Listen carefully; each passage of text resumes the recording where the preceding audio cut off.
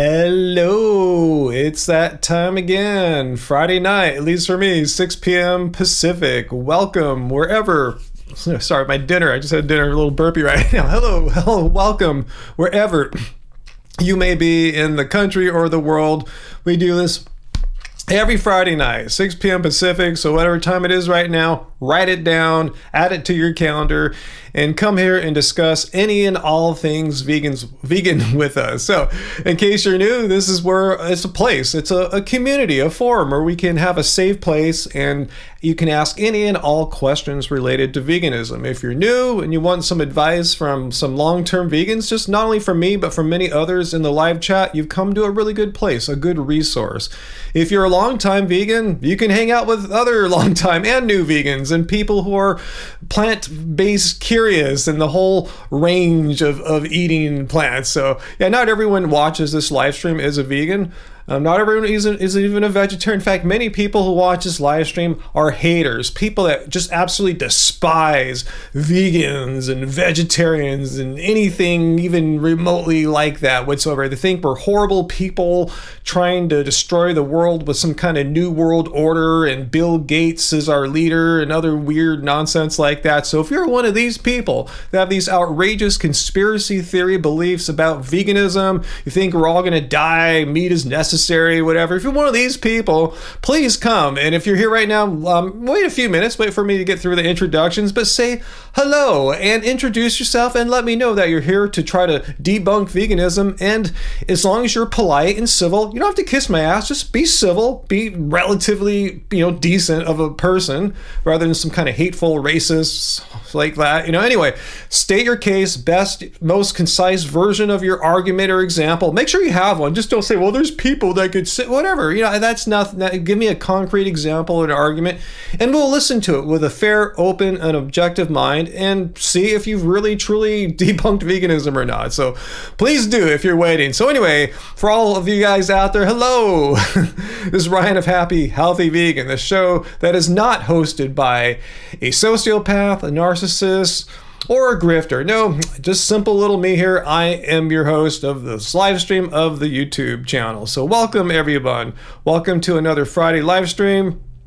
And we'll see how things go this week. Last week was pretty chill. I'm going to let anyone know, like Viet Moyman, I didn't have a chance to play guitar all week, but basically, I have a couple moments here and there, so I don't have any songs like in my mind. I've just been doing other work all week. So, I hate to disappoint you guys if you're hoping for some guitar music, but it's not going to happen tonight. Hopefully next week I'll get back on track with that. So hello everyone.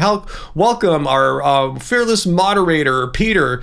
And stay here as long as you can, Peter. I remember you said you had for the next few Fridays, I'm not sure if this one included some events to attend to. So if you got to do it, cool. If you can still watch from your bus ride or whatever, even better, But if you got to go, you got to go.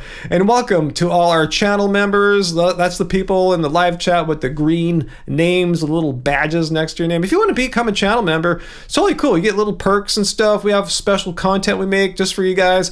It's all in the show description down there. There's a link, or it's a link that says subscribe to our channel, or you can just click it's right next to the subscribe button on most platforms. I'm not sure if iOS has it, but the link is down in the show description. Just click down there and you can become one too.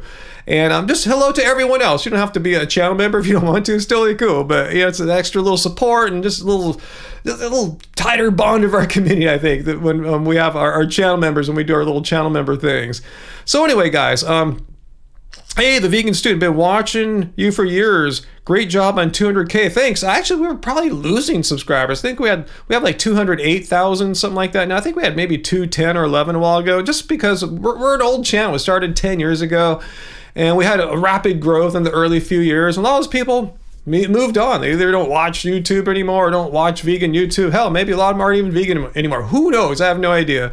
But anyway, that's what's going on. Yeah, I saw that Hench Herbivore was hospitalized. I have no idea what happened. I read his Facebook post about it. He didn't say anything. Does anyone know? It looks like he's gotten better. I have no idea. I heard people asking him. I didn't see him respond, and that's his right, When a non-vegan goes to the hospital, often they don't say, hey everyone, see me, I'm in the hospital and I'm here for XYZ. see, so everyone has the right to reveal how much about they want to reveal about their personal lives to the world. It just kind of sucks when you're, like a sort of known social media person like me and Hinch Herbivore. We're not famous, but we're not like random people either in this gray area, micro celebrity or whatever, when you're in any realm in the public world, or the public sphere, a lot of people expect you to share every last detail about your life.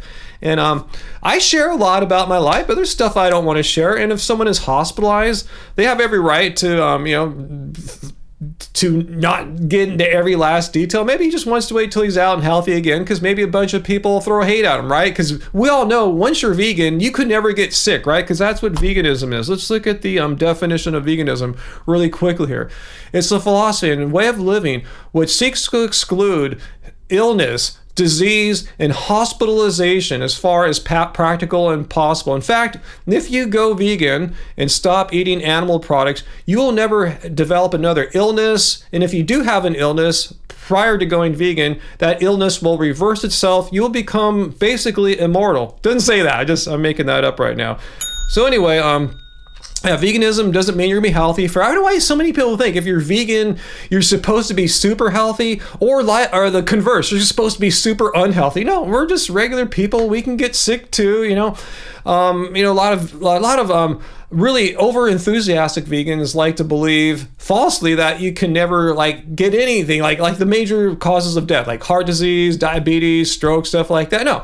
If you read the literature and really listen to it, like the doctors, like Gregor is saying about that, they say your risk is reduced. Doesn't mean it's zero risk. That's just not how it works. It's reduced a certain percent, 10 odd percent, 15%, something like that. Doesn't mean you're heart attack proof or something like that.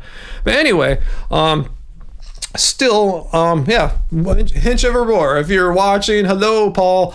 We all wish you the best, speedy recovery, and if you feel like talking about what happened at some point in the future, totally cool. If I were hospitalized, I probably wouldn't want to be wasting my precious recovering energy to heal my body on diverting that to talking to stupid haters. Take that, vegans! You ended up in the hospital. Yeah, I have non-vegan friends in the hospital too at times. It's just how it works. What's that, Graven? He's still eating vegan food while in the hospital. He didn't automatically start eating fish and eggs. Let's see. Who got blocked? Travis. I think Inch is going to be all right. He even blocked you from his channel.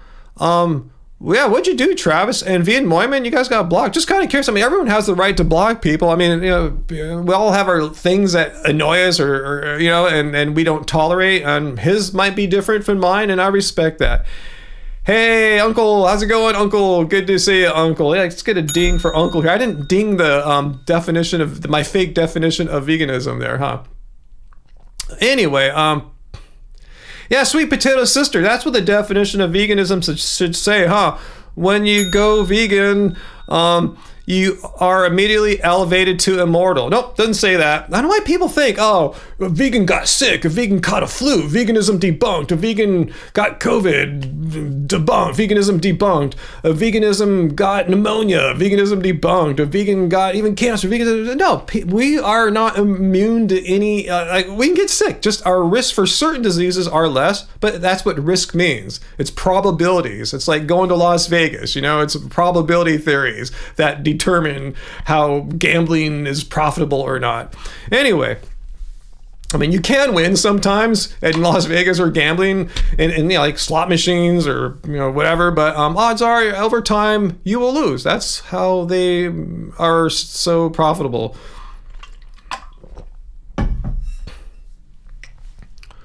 Let's see.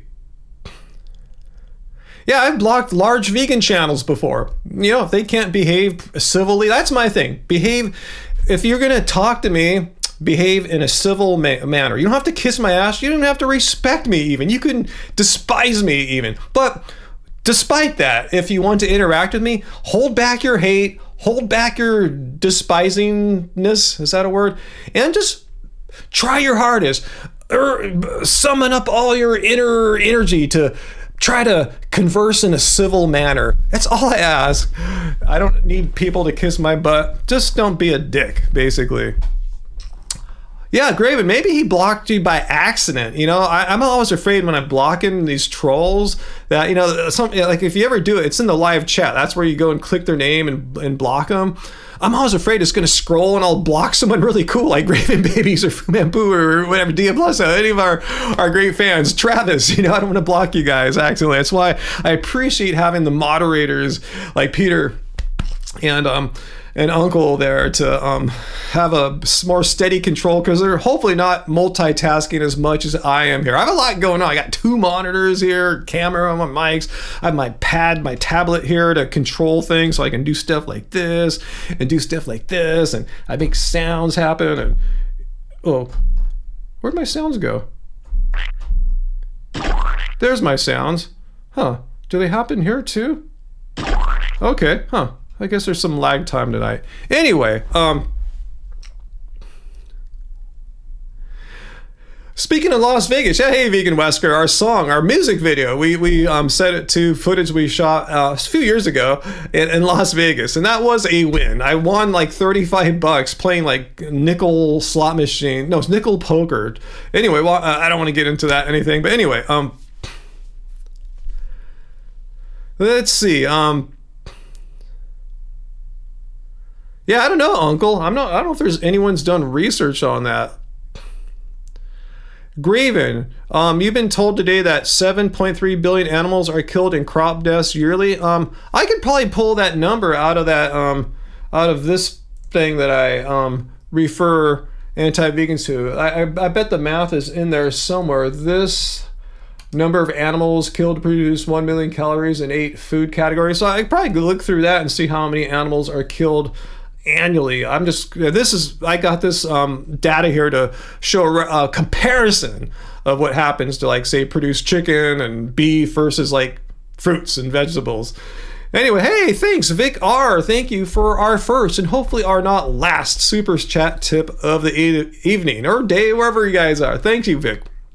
Hey Ryan, the best thing about being vegan, what I can't imagine, let's see, is that we don't have to hurt, kill another living being to satisfy our nutrition needs, or just to stay alive. Say you're a junk food vegan, you don't care about nutrition needs, you just want to eat beer and kale and M&Ms all day. You know, you can do that too. But either way, to satisfy your nutritional needs or just to stay alive, yeah, we don't have to harm sentient living beings who don't want to die for you. Right. You're absolutely right. Plant-based foods offer an amazing source of nutrition. Absolutely, 100%. And keep it carb. Yes, don't be afraid of carbohydrates or fats or protein. Who's afraid of fats or protein? Especially protein, but so many people are afraid of carbs for sure. Let's see, Peter, you decided not to tell people. I know there's so much crap about COVID and boosters, Bill Gates, 5G, microchip, and all that nonsense. You decided not to tell people you're getting another booster shot next week. Last time I did that, people said you weren't vegan. Well, yeah, we've talked about that so many times. No, there's nothing not vegan about any of the major vaccines that we get here in North America. They're messenger RNA. They're not created using eggs. People say they're tested on animals. Well, every drug goes through an FDA testing process. And in your country, there's another organization. In Canada and Great Britain has their own.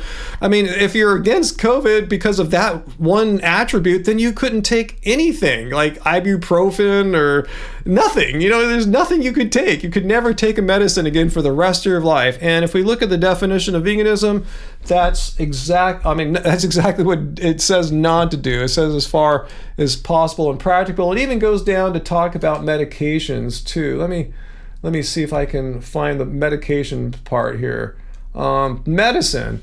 Currently, all medicine in the UK must be tested on animals. It's just how the law is. It's not like, you know, we made that law as vegans or anything like that before it is deemed safe for human use. But please note, the Vegan Society does not recommend you avoid medication prescribed to you by your doctor.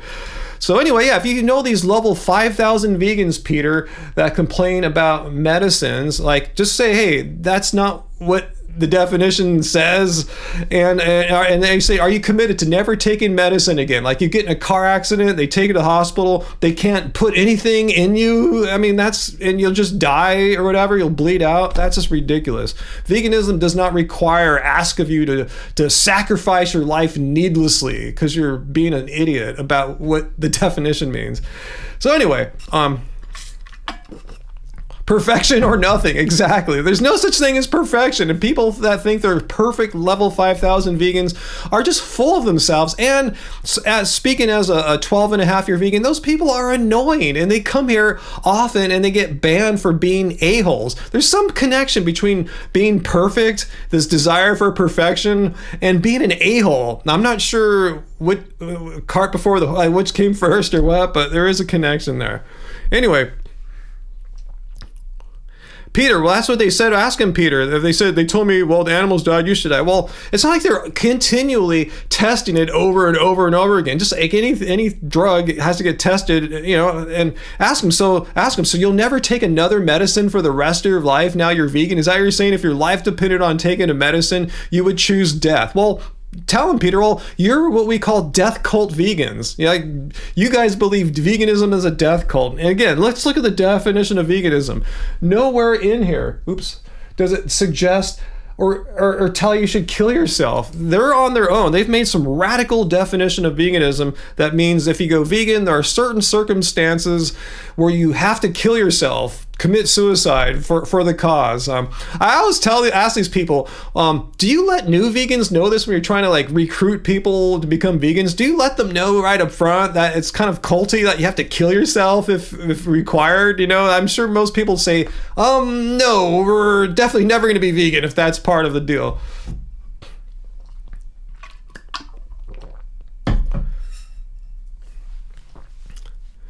Uncle, no, never sit in the corner and cry about not being perfect.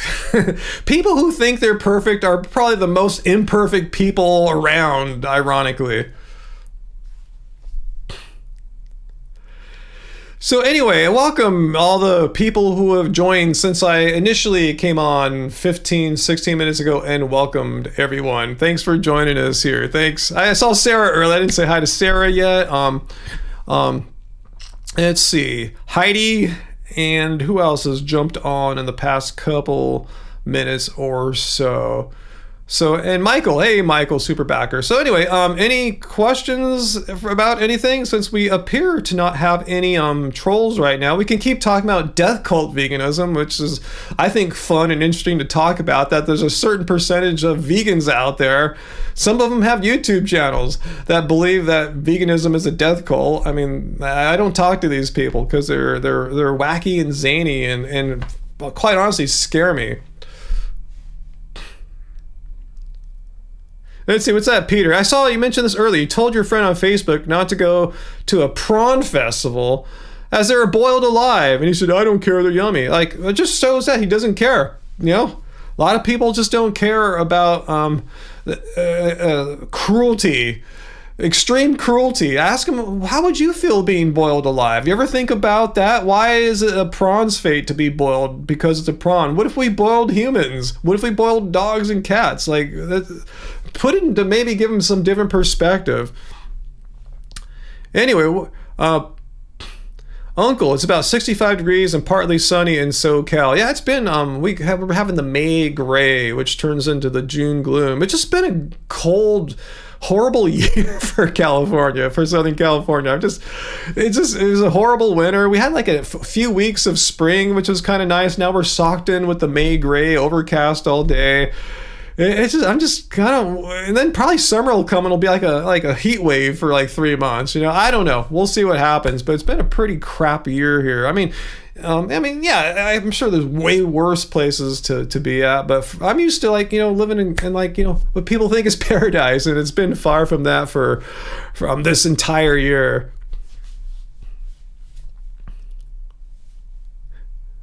And Sarah, you're coming down to California too, right? I don't know what it's like in Northern Cal and Mendo County and all that. I imagine they're probably having some spring weather too. So imagine it might not be like those beautiful summer months when you typically go there. But anyway, yeah, let me know how when you're going to Mendo.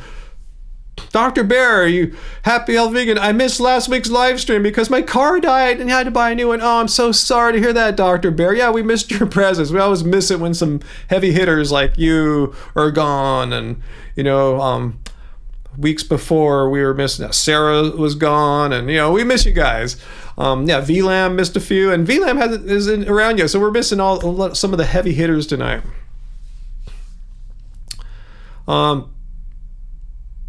What's that, Sarah? NorCal will be mellow weather when you're there. Then coastal overcast and Mendo. Can't wait. Yeah, if you like coastal overcast, Mendo is a great place to be. And this time of year is known, at least here in SoCal. I'm not sure how the weather patterns work up there, but it's usually really overcast up there anyway. What's that, St. Pete runners? John Venus realized he has no idea what he's doing. Please update me. What's up with John Venus now? I heard he's vegan, then he's anti-vegan, makes a dumb video, and then he's on some anti-vegan podcast, and the next thing you guys tell me he's vegan again. Like, what the hell? What is he What is he doing? I know he'll never be vegan, but is he eating plant-based again? Like, I have no idea. I don't even care. I don't follow these people. These people just annoy me. Oh, you got a Nissan Leaf, Dr. Bear. Awesome. What is their electric range up to now? I remember when they first came out, it was over a decade ago, right? It was a long time ago. Like, they had that was a pretty small range. What are they up to now? Like, how far can you go on a full charge?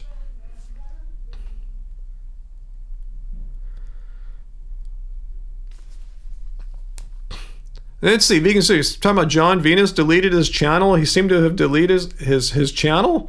Wow, 230 miles. That's awesome. I remember back before, I thought they were like the double digits, like maybe 80 miles or something like that. I forgot. 230, that's real. I tell you, I'm looking at for the future, Hyundai Kona, and their range is like 268. So yeah, you're in the same ballpark there for the most part. That's awesome. Yeah, even my current car, the Prius Prime, which is a plug-in hybrid, it's I have the version 1. They just came out with a new version this year. They doubled the electric range. So yeah, I know that technology keeps getting better and better. So I'm just gonna ride mine out for a while.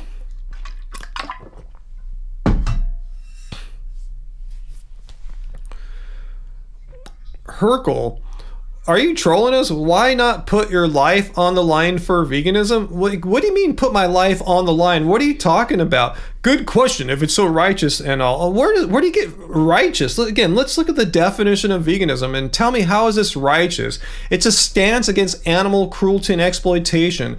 And you must act like a righteous a-hole to people who are not vegan. Where do you get that? Do you have your own?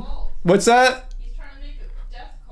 Yeah, do you believe vegans are a death cult, Herkel? Is that what you're saying? If you're vegan, where does this come from? Because it's not in here. This is something you're inventing in your twisted brain. So please let me know where you get that vegans are righteous people by nature, and we must kill ourselves if necessary. So please explain this one, Herkel. Where do you get these radical, scary, killing ideas from? I want to know.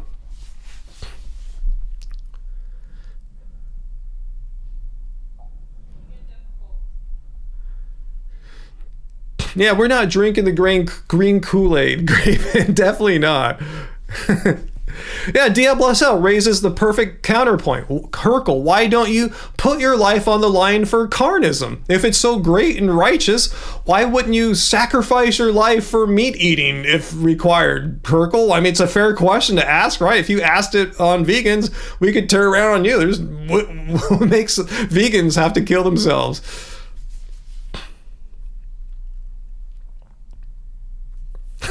Sweet potato sister, you're not righteous, you're an a-hole. Yeah, huge difference there.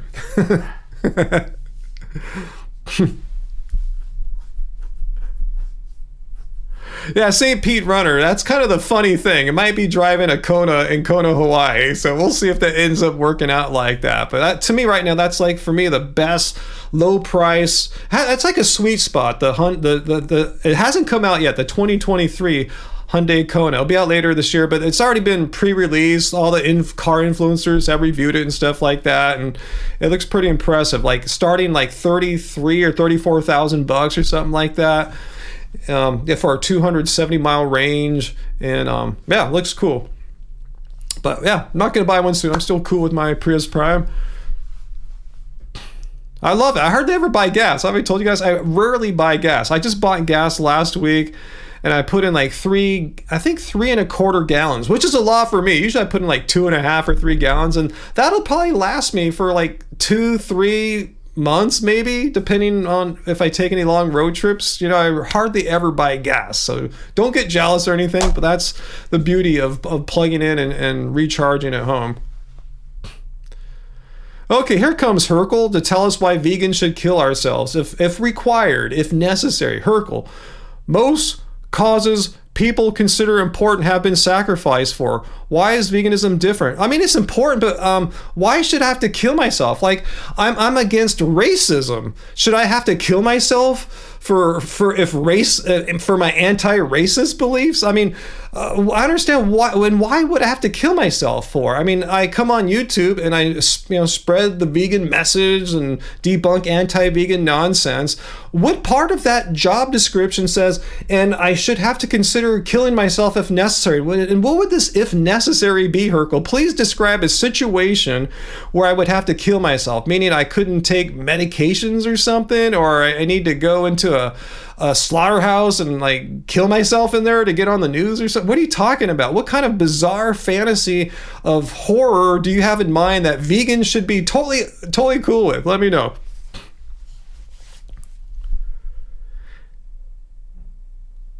Dr. Bear, it's not acceptable to pressure people to die for their beliefs. Yeah, please don't do that.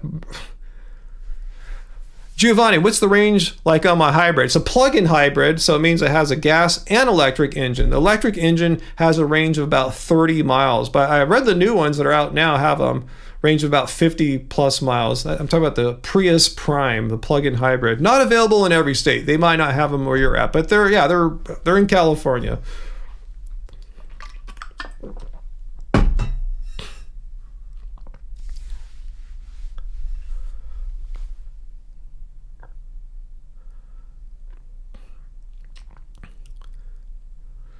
Why should soldiers die for their country? Well, we're not soldiers. Here's the difference. Let's go look up definition of soldier. I mean, I don't have to. I know it means a person who joins a national military to sometimes engage in combat against other nations. When you engage in combat, you're fighting each other. Your goal is kill or be killed.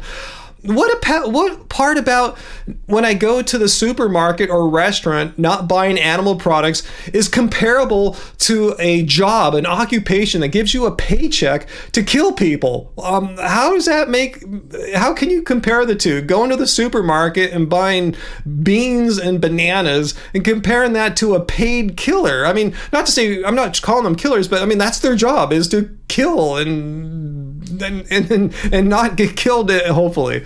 How can you compare a military job of combat with a person who goes to the supermarket and peacefully buys bananas? I'd like to hear that comparison.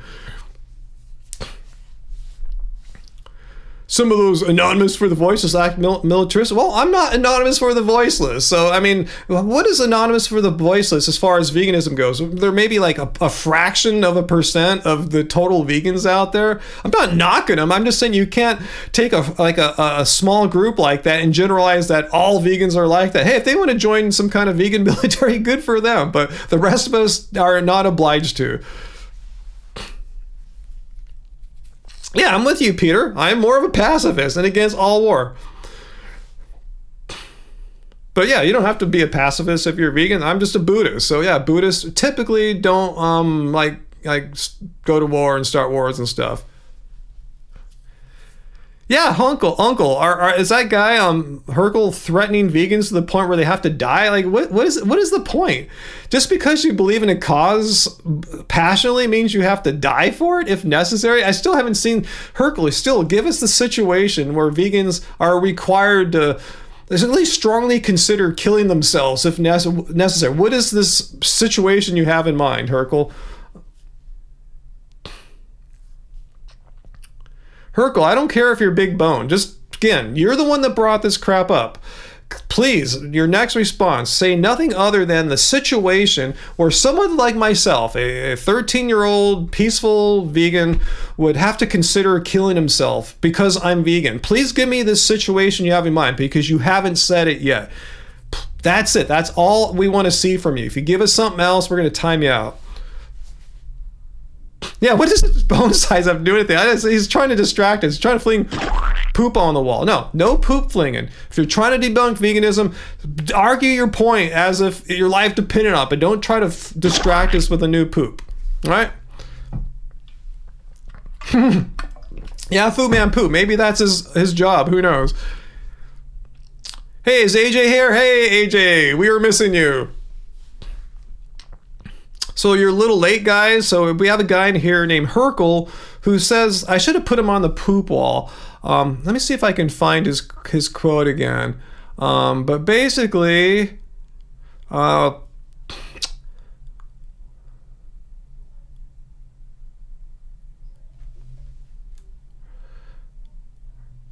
okay, no, that's not it. I'm trying to find it. I'm almost there.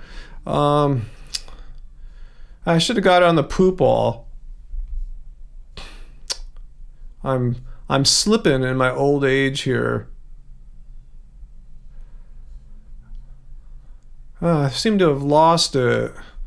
Lost his comment. But Herkel is trying to argue to us that vegans, because we're so passionate about what we believe in, that we should kill ourselves if necessary. And I want to know what this if necessary bit is. So please, Herkel, tell us what this if necessary thing is that all us vegans here in the chat right now, all 50 plus of us, should be prepared to kill ourselves for. We're going to do some kind of mass death cult thing because Herkel said so. Like going on the front lines in activism, like how other political radicals have. Who says vegans are political radicals? We believe animal cruelty and exploitation is wrong. Look again, one more time here. We're against animal cruelty and exploitation.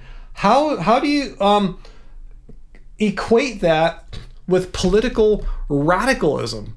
I just believe it's wrong to harm animals. I believe it's wrong to exploit animals. I believe it's wrong to be cruel to animals. How is that political radicalism? That's you again. You're the one who's being radical here. You're the one, Herkel, that's suggesting that vegans kill themselves. That is radical. You still haven't provided this example that you have in your mind that would make vegans have to strongly consider killing themselves. I'm here telling people not to. I'm here telling people all the many great reasons why they should be vegan. How is that a radical thing and I should kill myself? I'm going to ban you if you don't give us a good answer here, Herkel. You're the one that came here talking this crazy talk about vegans are a death cult and all of us here should consider killing ourselves, and you haven't even brought up an example of why. You're just making crap up and lying. Yeah, Graven, Herkel, you're a strange troll. Try something else, you dingleberry. Well put there, Graven. Yeah, is Herkel suggesting another Jonestown? Again, why?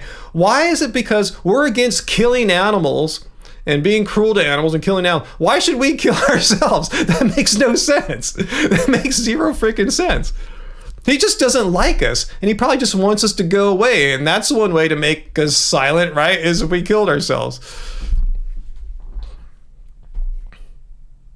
Yeah, Sweet Potato Sister saying all vegans are the same. All you guys are like those radical vegans that go into restaurants and shout. Like, some are. Most of us are not. Most of us have never gone to a restaurant and tried to like do a form of protest. I'm not saying that's wrong or bad, but again, that's like what, maybe less than 0.5% of vegan activists have ever done anything remotely like that. Yeah, saying all vegans are the same is like saying all black people or white people are the same.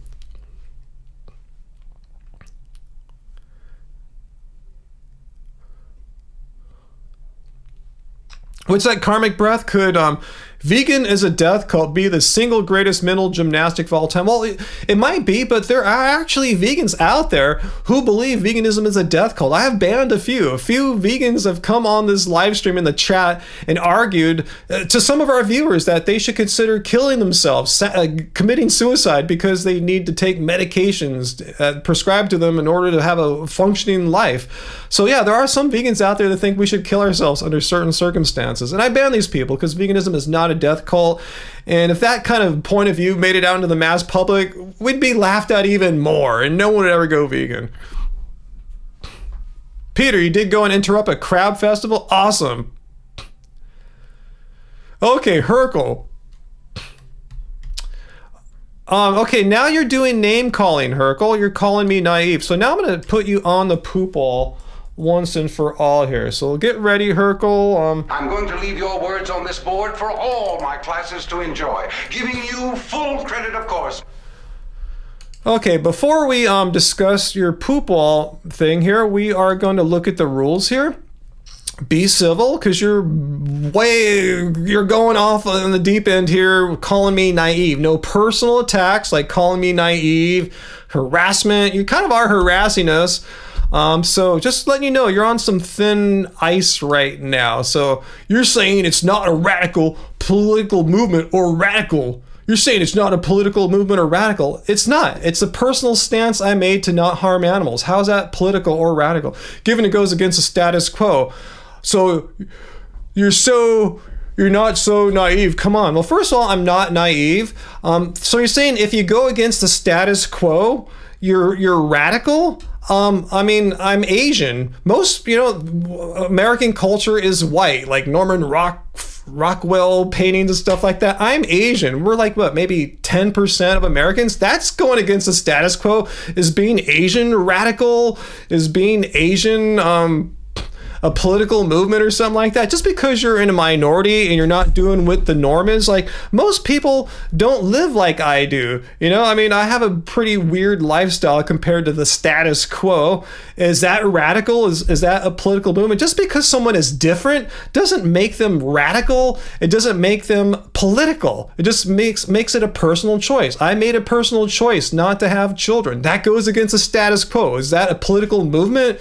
Is that radical? If you think it's radical, that's on you. You're projecting your own psychology onto us, but people can make their own personal decisions that affect their life and don't affect yours, don't affect others, and you should be able to respect that. Are you like such a precious snowflake, Herkel, that when you see people who are different from you, you get like triggered and you have to project all your psychological insecurities onto people like us who are brave enough to live a life that they authentically want to live according to their own values, such as in my case here, we're talking about veganism, not harming animals, not being cruel to animals, not killing and slaughtering animals.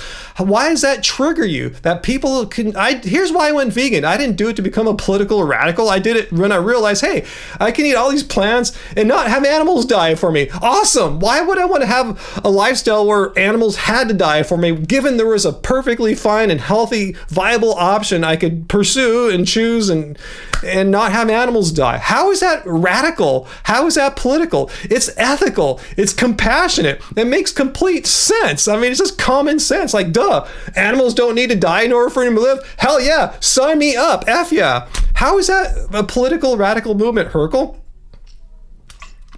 Yeah, it's a personal attack to call me naive. I'm not naive. I'm being very realistic and honest with you. This is what veganism is. It's a personal choice to not harm animals. We believe, at least I can speak for myself, animal cruelty and exploitation is wrong. What can I do to in my life to have the most impact as far as not having animals raised for slaughter and killed and tortured for me?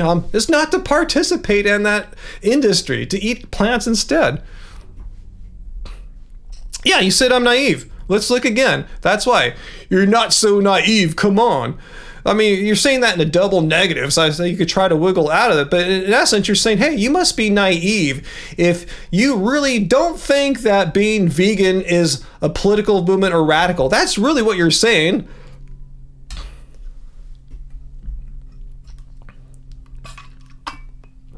Yeah, Heidi, yeah, eating meat is so much more radical.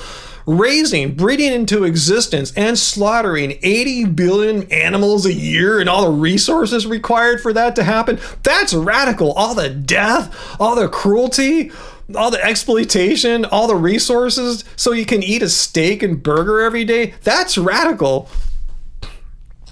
Yeah, Giovanni, being compassionate is very radical. Having compassion for other living creatures that share this planet Earth with me, not wanting them to die needlessly. Oh, that's radical. But killing 80 billion of them, totally normal. That's cool. That's normal. That's the status quo. Well, F your effing status quo there, Hercule. If that's a status quo that we should kill 80 billion animals, F it, all right? F that status quo. Yeah, Allison, trillions of animals, including marine life. Yeah, Peter, here's a good point. Maybe Hercule doesn't understand this distinction. So I'm going to read Peter's comment nice and slowly there for you, Hercule, because you might have some problems really listening without your prejudices and bias. It sounds like you're not here to have an honest, open discussion. Am I correct, Hercule? You're just here to just throw your nonsense at us, and no matter what kind of reasoning or facts or evidence are presented, nothing will change your mind. So I don't know why you're even bothering with them. But let me read Peter's comment.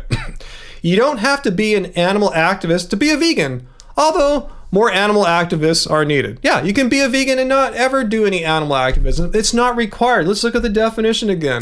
It doesn't say that you have to be an animal activist if you adopt a vegan diet. You can be an animal activist if you want. I mean, they're not saying you can't, but it's not necessary.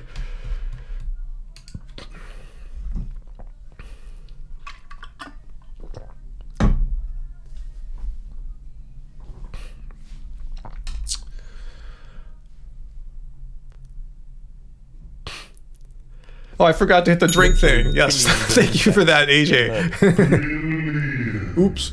Billions of animals killed. That's totally cool. Status quo. Kill billions of animals. But yeah, having compassion for animals, radical. You're a political radical, not wanting to kill animals. That's so crazy, so wild and zany. You should be locked away. Yeah, that's just some extreme radical stuff out there. You're like a terrorist, not killing animals, you know?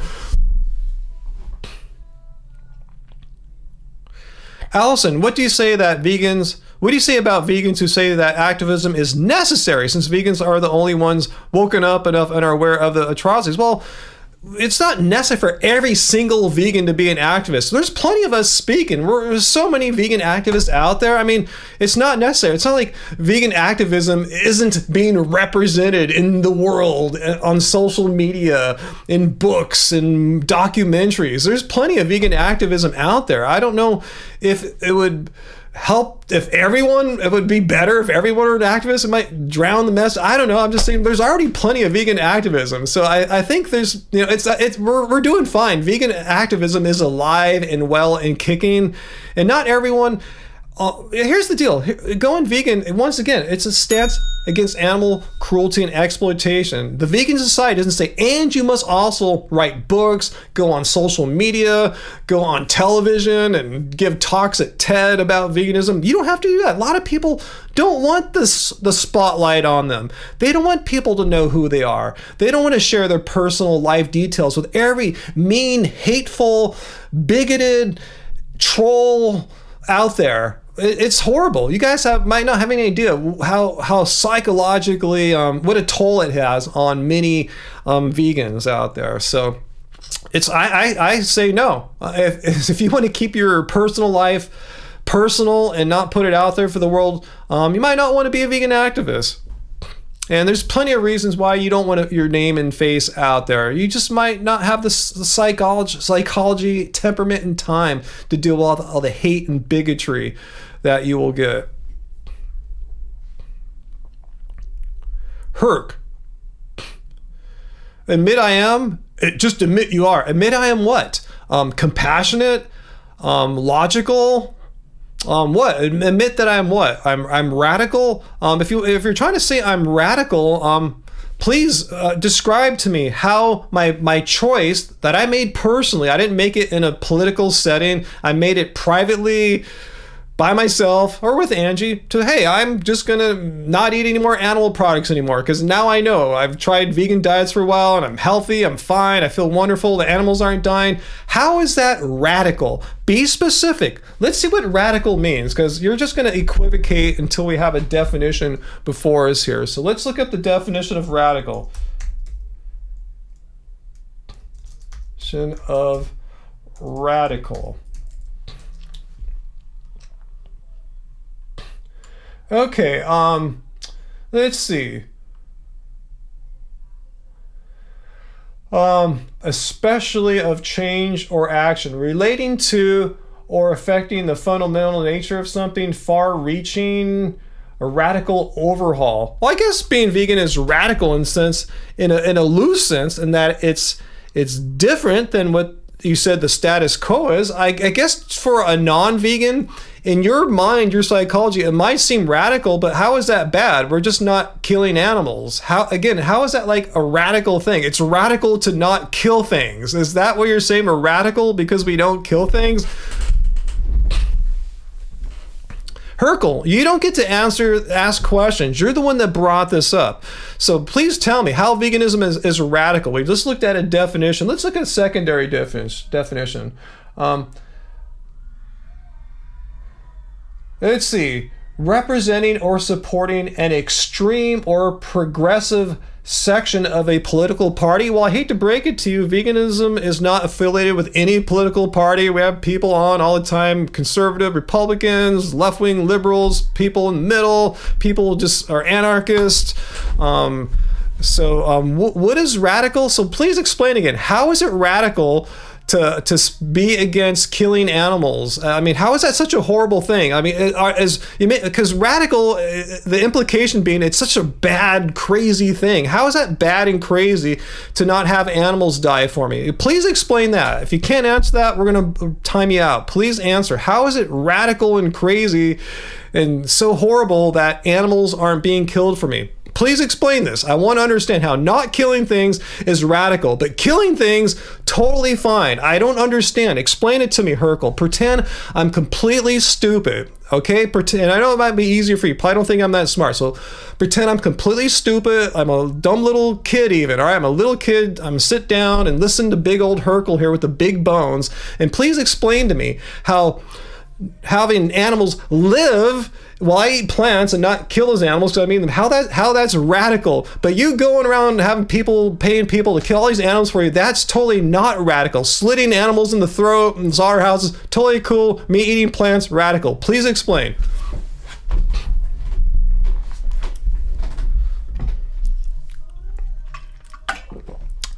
All right, so let's see how long it takes Urkel to come back and explain how living a life where you don't kill animals is radical, but paying people to slit animals' throats, and forced impregnation and killing baby calves is totally cool. I want to hear this. Thanks, Abel. Our chili recipe. I should remind Angie about that. Satanic. Yes, I forgot to mention we have satanic viewers here as well. We come in all shapes and sizes politically and religious-wise. You can't just stereotype us as something. All right, so Urkel, please come back and tell me, how is it radical to not have animals die for me? I really want to know. Maybe I'm doing something wrong, Urkel. Maybe my life will be transformed tonight. You're going to say something here. It's just going to like, whoa, I never thought about it like that. Wow, that is so radical. And it's just so normal and cool to pay guys to slit the throats of animals that you eat. So please. Radical in that it seeks to change society. Okay, I can buy that definition. I never said it's a bad thing either. Radicalism can be good or bad depending. Okay, I'll buy that, Herkel. You got off there. Okay, we'll agree that radicalism is in this sense, because there are some definitions that say it's a change. Like definition number 1, relating to or affecting the fundamental nature of something, far-reaching or thorough, quote, a radical overhaul of how we eat. So that's cool. It's radical in the sense compared to how a regular person is. I guess in your guys' minds, it's radical. For me, it's business as usual. It's everyday, simple, boring life, not eating dead animals or their secretions. It's not that. I don't see myself as a radical because it's so normal to eat plants every day. I've been doing it for 12 and a half years. I don't see anything radical about that. To me, it seems completely normal. And when I see people eating dead animals, to me, it's like, whoa. That's messed up.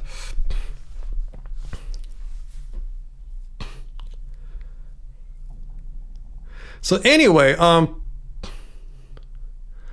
Am I missing something else? Let's see. AJ Vintage. Do we have someone else there in the chat? AJ, let me know. Or are you talking to a vegan there? I'm not sure.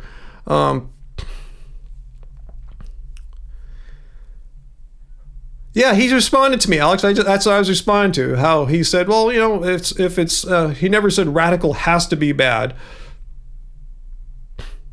Yeah, Allison, I agree, Ryan. It's totally normal for you now to eat plants. It's not weird. It's just so normal. I mean, it's as normal as anything. Just wake up, you know, get dressed and have some bananas and oatmeal, go work out, you know, come back, have some more plants. It's totally normal. There's nothing, I don't consider myself as a radical, but I understand for your average non-vegan, the way I live, this is probably kind of radical. But this, again, my life is my life. I chose my lifestyle, my choices, you know, or I stand by them, and if you don't understand them, that's your problem. But don't call me a radical, because I think I'm a pretty boring person. Oh, okay, AJ, interesting.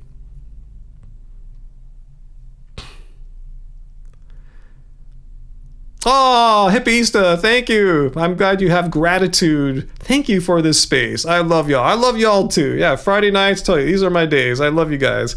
Now, Uncle, veganism is normal. It's normal and it's boring.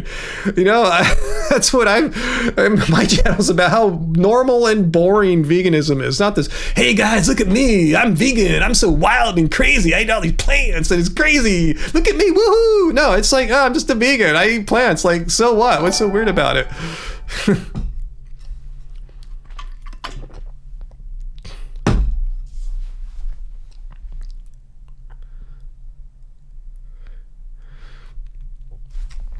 I know there's people like that, right, AJ? They try to get people, look, follow my YouTube channel. I'm vegan. It's so amazing. Woo, I'm so crazy and wild. I'm so cool. You know, it's like, no, it's boring. You just wake up and you don't eat animals. It's not that crazy.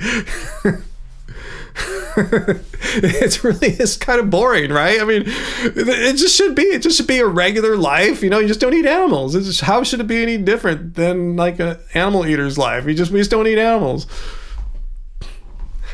Crazy Eddie as a vegan. Wait, Crazy Eddie. Wait, what show is that? Is that...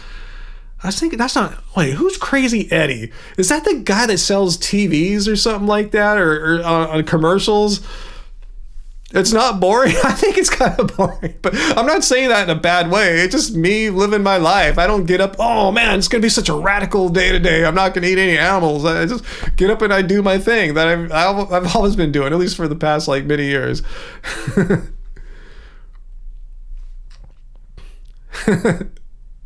Yeah, we are boring, sweet potato sister, huh?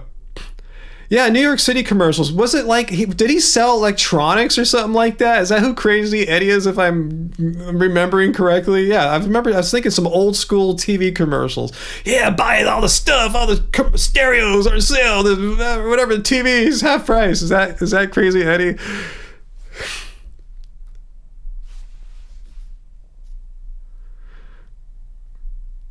Yeah, Justin, I guess that's a definition of radical. I wasn't fully aware that radical could just simply mean you're doing something that's very different, you know? But I'm saying that's kind of a weird definition to me, because you could argue if being in a non-majority group in society makes you radical. They could say like I said, Asians are radical. We're like only like 10% of the population, maybe less. That's radical. You're going against the grain of what's normal or whatever. I'm just saying it's a weird definition if it's just being in a minority group. I'm not saying an ethnic minority, but like vegans, it's a minority group. So to me, it's kind of a weird definition. I thought radical meant something way more like forceful and weird or something like that. Like anyway, enough of that.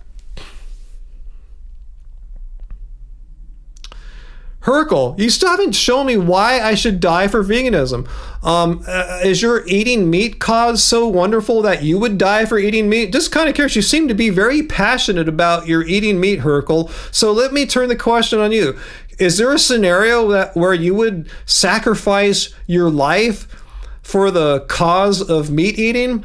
Let me see, Herkel. Give me an example in your life, and then I'll try to see if we can find something like that in our lives here as vegans. But let me know, what situation in the world could you ever find yourself in, Herkel, that you would say, yes, I will gladly lay down my life in order to further this wonderful cause of killing animals for food. Please describe such a scenario, Hercule. I'm all ears to see what we're going to come up with.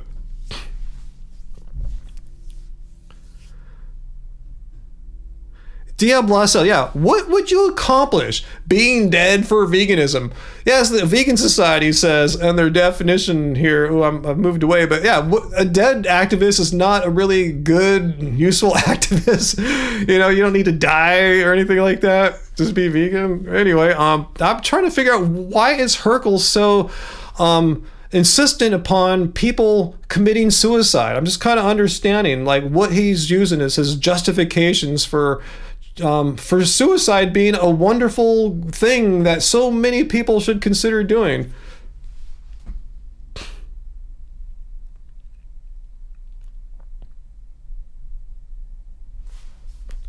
Yeah, Allison, I like your comment there. I love it. It's honestly scary, kind of scary that people fight so hard against veganism. Like, it's suspicious, right? Right, totally.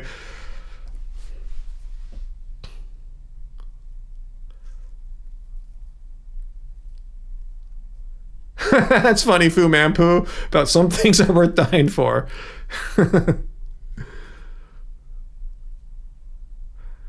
Yeah, good point, Uncle, about lots of animals have to die for Urkel's beliefs. So I want to know, I'm wondering if Urkel is, are you thinking right now? I'll be quiet. Urkel, just come back and give us your scenario in which you as a mediator would find a situation so compelling that as a mediator you would say, yes, I will gladly commit suicide for this situation to further this great cause of eating meat that I believe so passionately in. Mike, hey, I'm not a medical doctor. I don't want to talk about low white blood cell counts. Mine were only low on 2 blood tests, one in 2013 and one 10 years later in 2023. And they weren't like dangerously low or anything like that. I've heard theories about how white blood cells are used for fighting off bad things. Like, I guess if you don't have a bunch of things it needs to fight against, your count might not be that high. But we'll see. It's just like, doctors, when they look at blood tests, I'm not a doctor, but I know they're looking at like trends, how things trend over time. And it just went down on this one test. It hasn't been trending down since 10 years ago. It was low 10 years ago. It went back up to like normal levels and it dropped a little bit again. I'm not sure, but my doctor didn't really trip at all on that. It was the least thing that tripped her out. No, Hercule. No. You have an ideology. I just keep comparing it to other ideologies with high body counts, like more. No, you have an ideology. Vegan is not an ideology. Again, it's It's a definition. Here's the definition. It's a stance against animal cruelty and exploitation. I believe that animal cruelty and exploitation are wrong. How is that an ideology? If anything, if that's an ideology, you have one, Hercule. Your ideology is that killing animals is totally cool and normal and we should kill tons of animals. That's an ideology. So if you believe so passionately that we should keep killing animals because it's so awesome and amazing, that's your ideology. Please give me the scenario in which you would say, yeah, I'm so passionate about this killing animal thing. It's so amazing and awesome that I would sacrifice my life if necessary. So let me know what this if necessary thing is. What would have to, like, what would be worth killing yourself to continue this cause of killing animals? Don't try to twist it on us here. Just answer the question. You're the one that brought this up. You have an ideology, as much as I do. If I have one, you have one.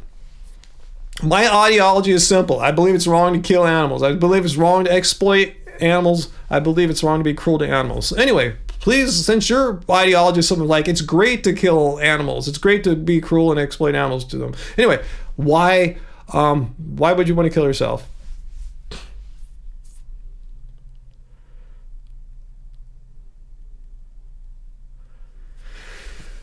So yeah, don't turn around on me and ask another question. Again, let's look at the rules of engagement here. Oops. Let's look at the rules of engagement.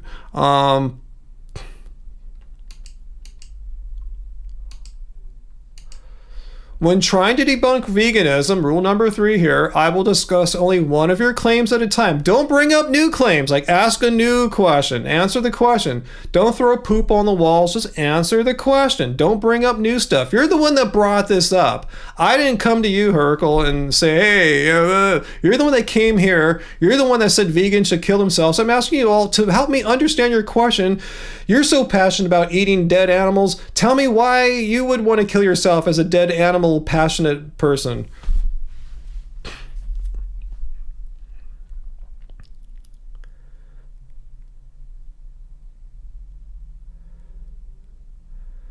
So, as we wait for that, let me get some water here. Any other people have questions? I apologize. It's just been like painfully pulling tooth out of this person to answer to honestly explore this issue he brought. He's the one that brought it up. I didn't bring it up. So I want to understand your question.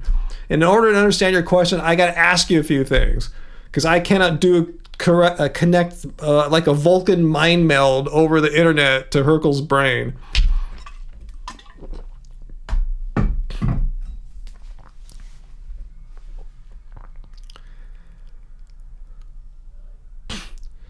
Oh, you are? Here's what Hercule said. I can't give a scenario in which I would kill myself for eating meat because I don't count myself ideological when it comes up on my plate like vegans. No, Hercule, you're wiggling out of it. I'm not ideological. I have a belief that it's like I'm against rape.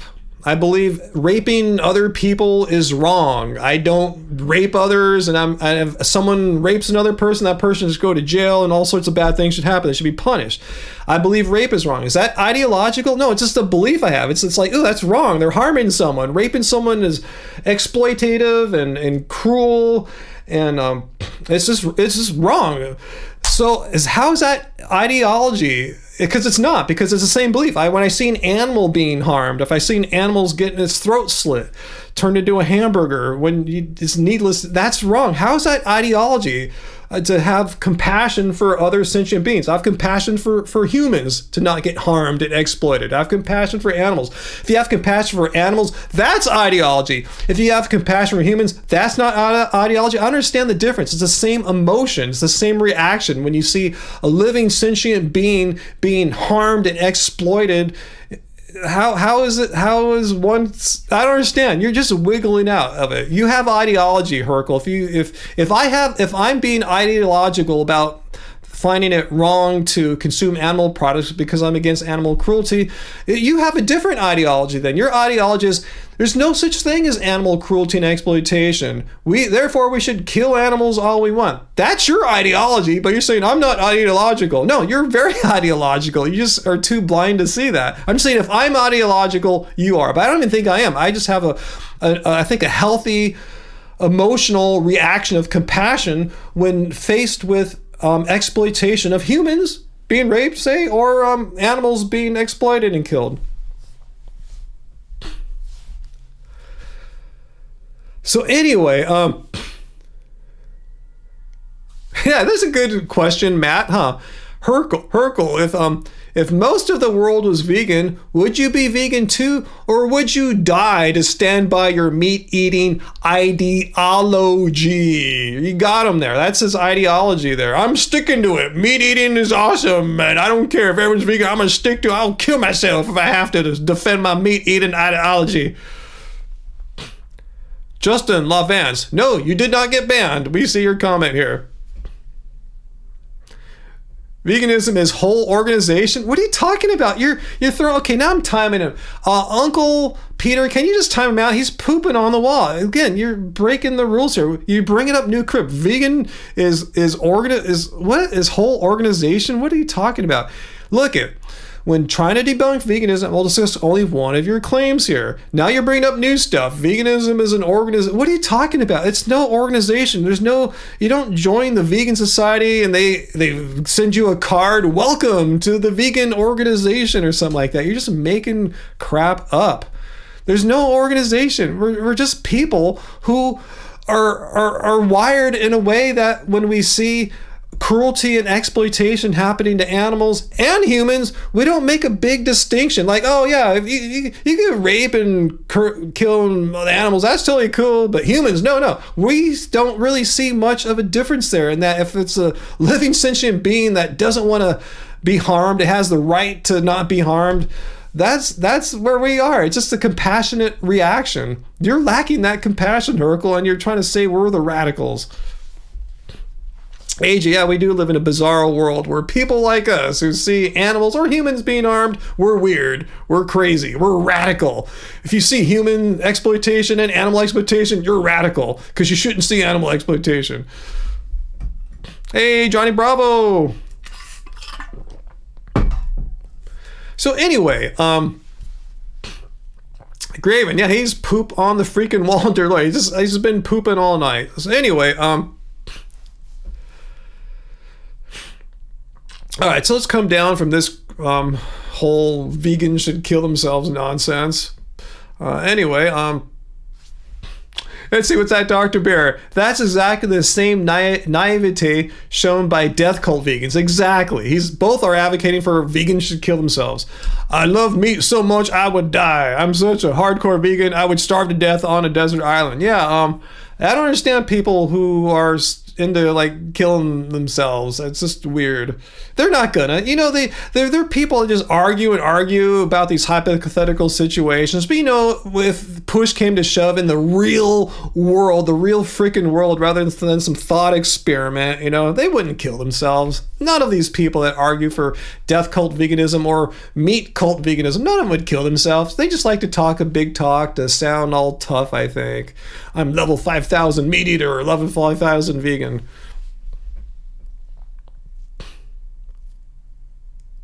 We need some blue kryptonite, Uncle. What does the blue kryptonite do exactly? Vegan Wesker had lentil burgers. Can't wait to get your level 5 vegan card in the mail soon. Yeah, you have to wait for the organization to send you your official level 5 card now, because that's what veganism is. It's some kind of organization. No, we're made up of we're just people. It's like saying meat eaters are an organization. Do you have a meat eater card, Hercule? I know you can't answer right now. Do you guys get a card from the meat and dairy biz industry or something like that? No, you don't. Just like we don't get a card from some vegan organization. I should start that.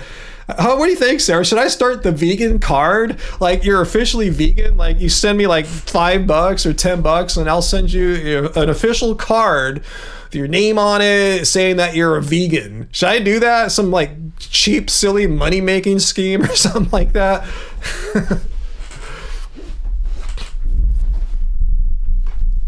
Fu Man, what are you doing there? Are you going back in time like 2 days ago to Twitter? Is that what's going on?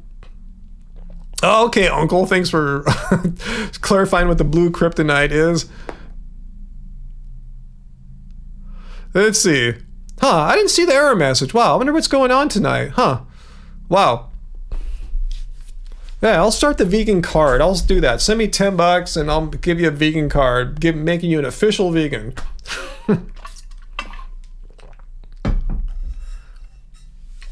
Ace, why do you come here often to my live streams, or even more weirdly to our video premieres, and say, Ryan, show some basketball videos? What is your motivation? What are you getting at? Why are you asking this for? I'm not to say I don't want to, but I just want to know, why do you say this so often? Like I said, you come to a lot of our videos and live stream premieres and say that exact same sentence. Why? What is the point of it? What are you trying to get out of it? What are you hoping for? Please explain, Ace. You like watching them? I'll make some more, okay?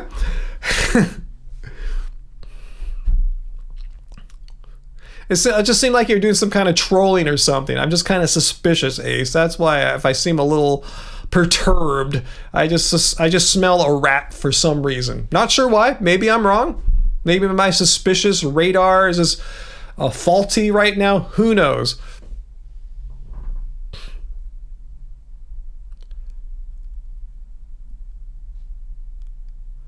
Let's see, AJ, you have a card from your local Albany, New York Vegan Association. Wow. Yeah, I've seen little vegan clubs meet around in like Long Beach. The card gets you discounts at restaurants. Awesome. Cool. So there already is a vegan card, at least for you. Yeah, it doesn't say that you're level 5,000 though, huh? Yeah, Graven, I'm always suspicious. I'm suspicious of people, especially like comments like ageism, until shown otherwise. It's like the Napoleonic credo of law, like where in that form of law, someone is assumed guilty until shown to be not guilty or innocent. Yeah, I got to get a laminator. I don't know about that. Vegan, now I'm just out of the NBA finals and all that now. I really don't care. I mean, I was just watching for the Lakers. I'm going to see if LeBron at age 38 could get it done again. But yeah, apparently I remember back in, I think it was January, where he injured his foot against a game against the Mavericks, and it's been affecting him ever since. Several doctors told him he needed to end his season and get some surgery. He found another doctor that was able to work with him and get him through to last week. So he's going to get another MRI and see what to do next. So, but yeah, it was kind of doomed from that. And then, anyway, my point is I'm kind of over watching the basketball stuff right now. I really don't care about the Nuggets that much, and Celtics and Heat, I don't give a crap about them. If you live out there, awesome. They're not saying they're bad teams. I just don't care. I mean, Jason Tatum's an awesome player, and Jimmy Butler is awesome. Don't get me wrong, I respect them, but I really just don't care. Yeah, I've watched my Laker games, and they're too long. NBA games take up 2.5 hours of my time. I got other stuff I got to do. So yeah, and I'm not dissing anyone's favorite team or players or anything. I respect them, but I just don't care anymore. That's a good point there, ED209. God put animals, or the universe put animals, whatever your thing is, on this planet to be our friends, not for people to eat. People are so stupid. Wow, is that how much it costs for courtside tickets, food? $26,000? Wow, that's crazy. I guess if you can afford it, you can afford it, right? Just people that sit in the courtside are celebrities or CEOs or, that kind of 1%er type thing, which I am not. So, yeah, I can't even afford cheap seats anymore. Gators are your friends. Yeah, I guess if you live in Florida, in certain places, yeah, animals that are kind of overtaken, like become feral, yeah. It's harder, as a vegan or not, probably to have compassion for them at all times.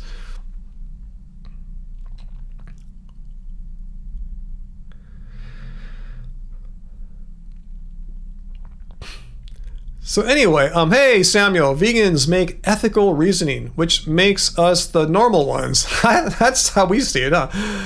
Because we don't exclude others based on speciesism or racism or one other exclusively, I'm sorry. Yeah, Uncle, that's a good idea. HHV official vegan cult ID cards. That's an interesting idea. I feel like I would just be some kind of grifter though, just trying to make some cheap bucks off people or something like that. I'll think about it. But yeah, I'd probably have to buy a lamination machine and put it here somewhere, which we have no room for. So it's an interesting idea. If you guys can find me a place, that a third party company that could do this all for me outside of here, I'll hook it up maybe. That's a good point, Graven. You wouldn't hurt a gator unless it was attacking you or something, but you wouldn't help it cross the street. Good way to make that distinction there. Wow, AJ, a gator bit a man's arm off recently. He fell into a pond near a bar while hella drunk. Wow. Can't say that's the gator's fault, right? If you're going to be stupid in the middle of the night, fall into a dark pond, where gators live, and you should know this if you're in Florida. Anyway,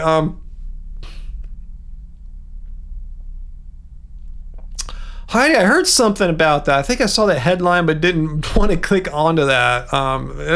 Is that all I need to know? Because that sounds pretty sad.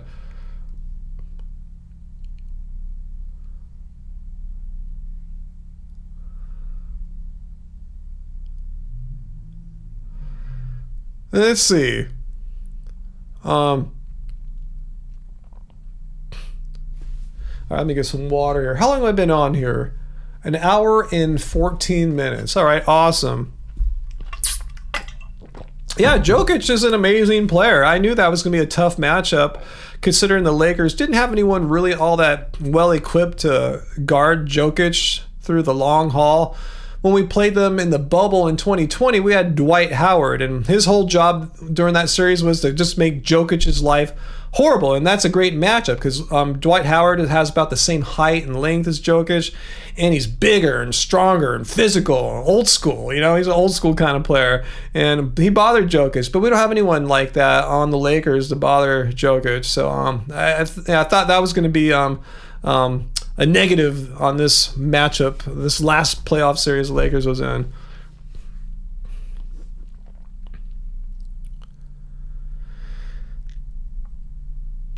I'm glad Hawaii doesn't have alligators.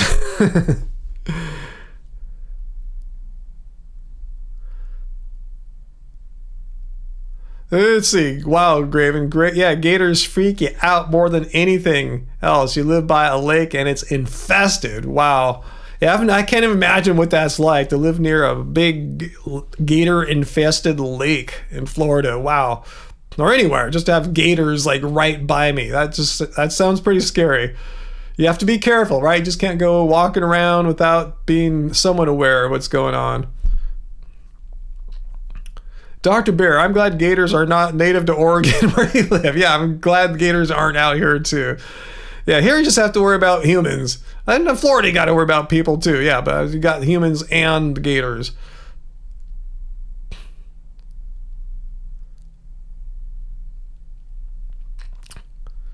While Liberty Vegan, they're trying to get ChatGPT to make concessions of sorts for you in logic. Wow, that's cool. Wow, AJ, anywhere you walk in Florida, there's usually a beware of gators sign. That's good because, you know, I'm sure locals get used to it, but people who would just be visiting, like on vacation or visiting their friends or relatives, they probably don't have that gator awareness. So it's good to remind people to keep your eyes open. Don't do stupid things. Don't go jump in the pond, you know? Yeah, I don't think I've ever seen a mountain lion, guys. That's cool. Hippie Easter, the university you graduated from had gators and deer everywhere. Where was that at? Is that in Florida where gators and deer like are everywhere? Gator radar. I did say that, huh? Did I say gator radar? Sweet potato sister, you're chatting with AI bots? Who are you talking to? Who? Like it's a person.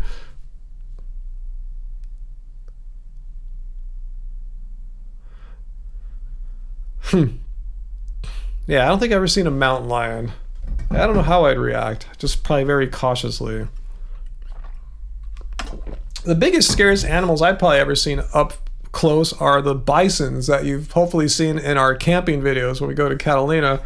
You just have to treat them with respect. Keep your distance. Don't spook them. Don't approach them.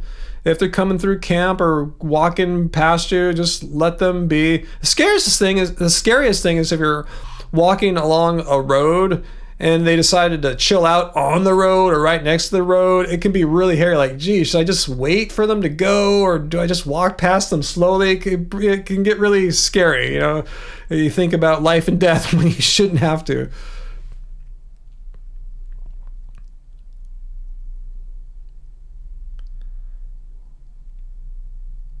Well, Samuel, you're lucky if you haven't seen a gator in 40 years in Central Florida. Consider yourself lucky there. Oh, tourists feed them and make them aggressive. Oh, God, of course, people make it worse, right? Of course. That always happens. People mess everything up. I'm such a bummer, huh?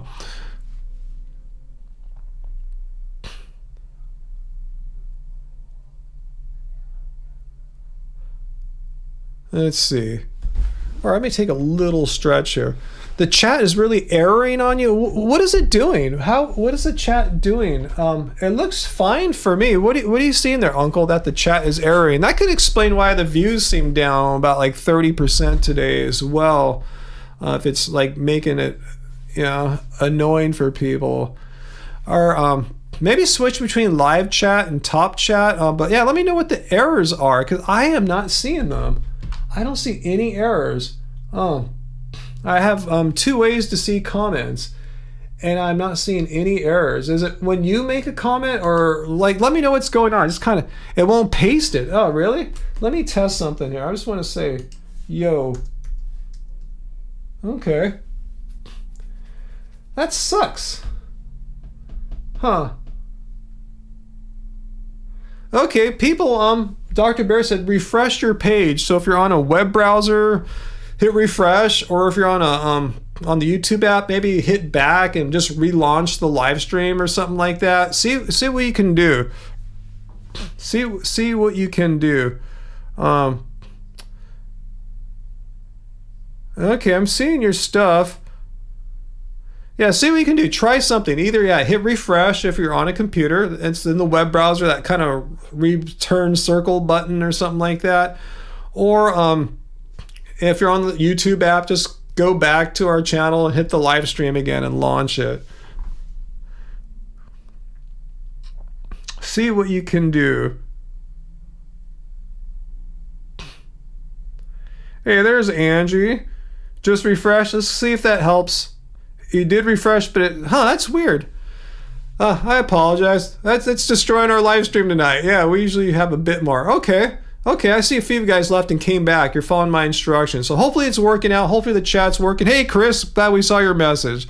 But just letting you guys know, there's some errors that our viewers are experiencing in the chat.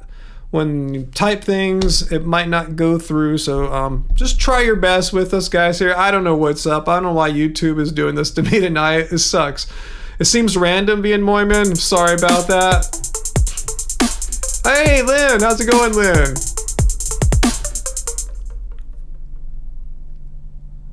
Tip for the squirrels. They need laminated vegan cards too. Yeah, I got to think about making the vegan cards, the official vegan cards for y'all. But anyway, I apologize for the errors, guys. I apologize. Nothing I can seem to do about that. Okay, AJ seems to have a workaround. At the top of the chat, there's that pull down arrow where you can see live chat or top chat. AJ says it seems to have fixed it for now, so you can try that out, Uncle, and others who are experiencing the error message. Anyone watching right now, you might want to switch between live chat and top chat up there in your chat thingy. Go over there and just flip the other one on, see what happens. Oh, on Spring, that would be better. That way I don't have to mail it. I don't know if it'd be laminated, but Angie, let's investigate. The site where we sell like our t-shirt, like non-deficient vegan, which is on Spring Tea. Yeah, see if there's a way we could design a card, an official vegan organization member card or something like that. All right, Uncle. Hey, I see Sweet Potato Sister. I see you there. You got an ad for mood gummies too?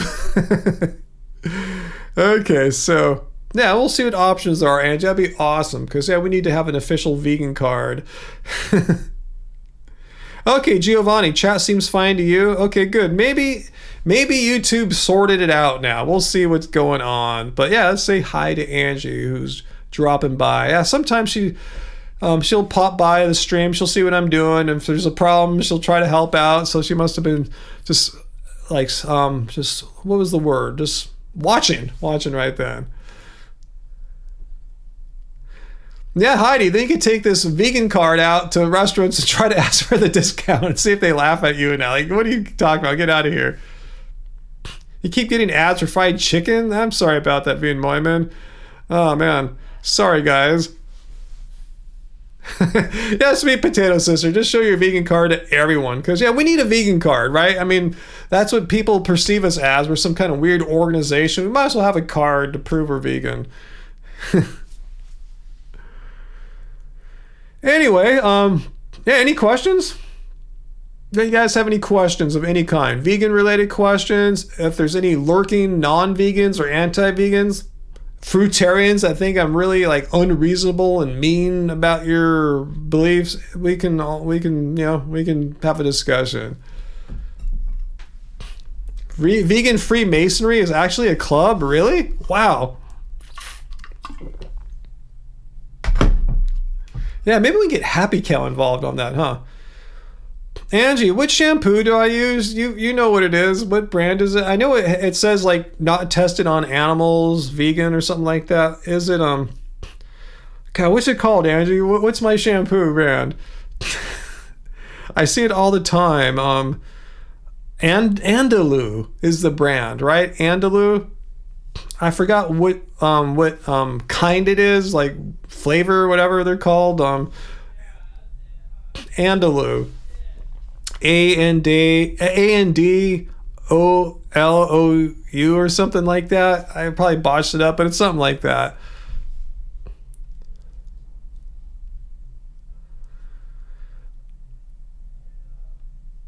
Okay, Lynn, you know what Andalou is. Yeah, okay, I'm not crazy. That's the name, Andalou. I have different ones. I like to sometimes, what I've been doing lately is going between two different kinds or flavors, whatever they're called, because I notice my hair kind of like, after I use the same one for like 4 times, it doesn't lather as good anymore. Is that normal, guys? So I just have another flavor and put that one on. Then my hair, it's a new one. It gets all lathery. So I'll kind of sometimes just alternate between the two. That's my beauty tip of the night here.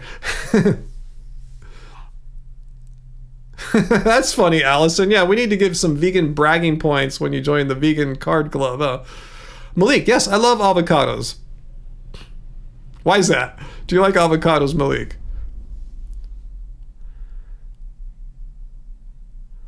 AJ, what do I think about Dr. Daria on Chef AJ's show saying that baked potato skins are cancer causing due to acrylamide? Hey, I'm not a food scientist or anything like that. I don't know. I know what acrylamides are.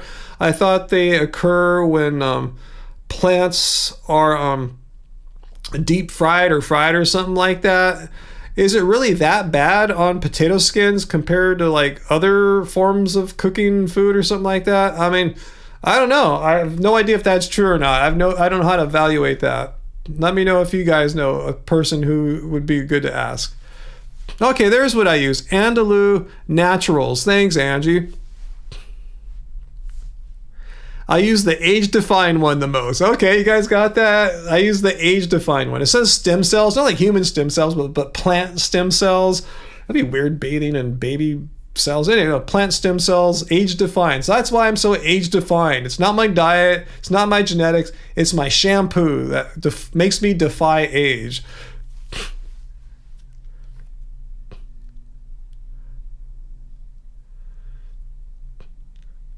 Yeah, where'd Malik go about the avocados? Because I see Vian Moyman saying everyone knows that only vegans eat avocados and almonds. I wondered if we were going down that road or not. That's why I was polite and asked, why do you ask? Do you eat them as well?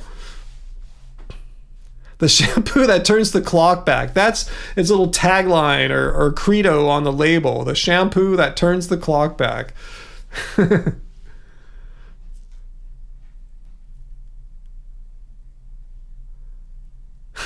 Okay, Lynn alternates between shampoos too. I didn't think I was inventing the wheel there or something like that. Okay, AJ Advantage. You thought that was extreme. He said anything cooked over 200 degrees creates acrylamides. I really want to know though. I mean, really, how carcinogenic are like potato skin acrylamides? I mean, well, it really, I'm just saying this as a non-health professional. Let's just assume that's true. It sounds like there probably are some acrylamides when you bake potato skins. Like, how much of a risk is it? Like, will I lose any time off my life? How did an animal get in here? Hang on one second. I didn't close the door. Get out. No animals. No animals during live streams. No animals in this room. Anyway, that's funny. Malik asked about avocados and bailed. I was wondering what you're asking about, Malik. I'm going to sit on my chair now cross-legged like Buddha, so hang on one second. Ooh. All right. Hang on, I'm almost there. See, here's my knees. I'm sitting cross-legged like Buddha. All right. Not because I want to be like Buddha right now, it just feels comfortable. My legs are sore from playing basketball today. All right, so anyway,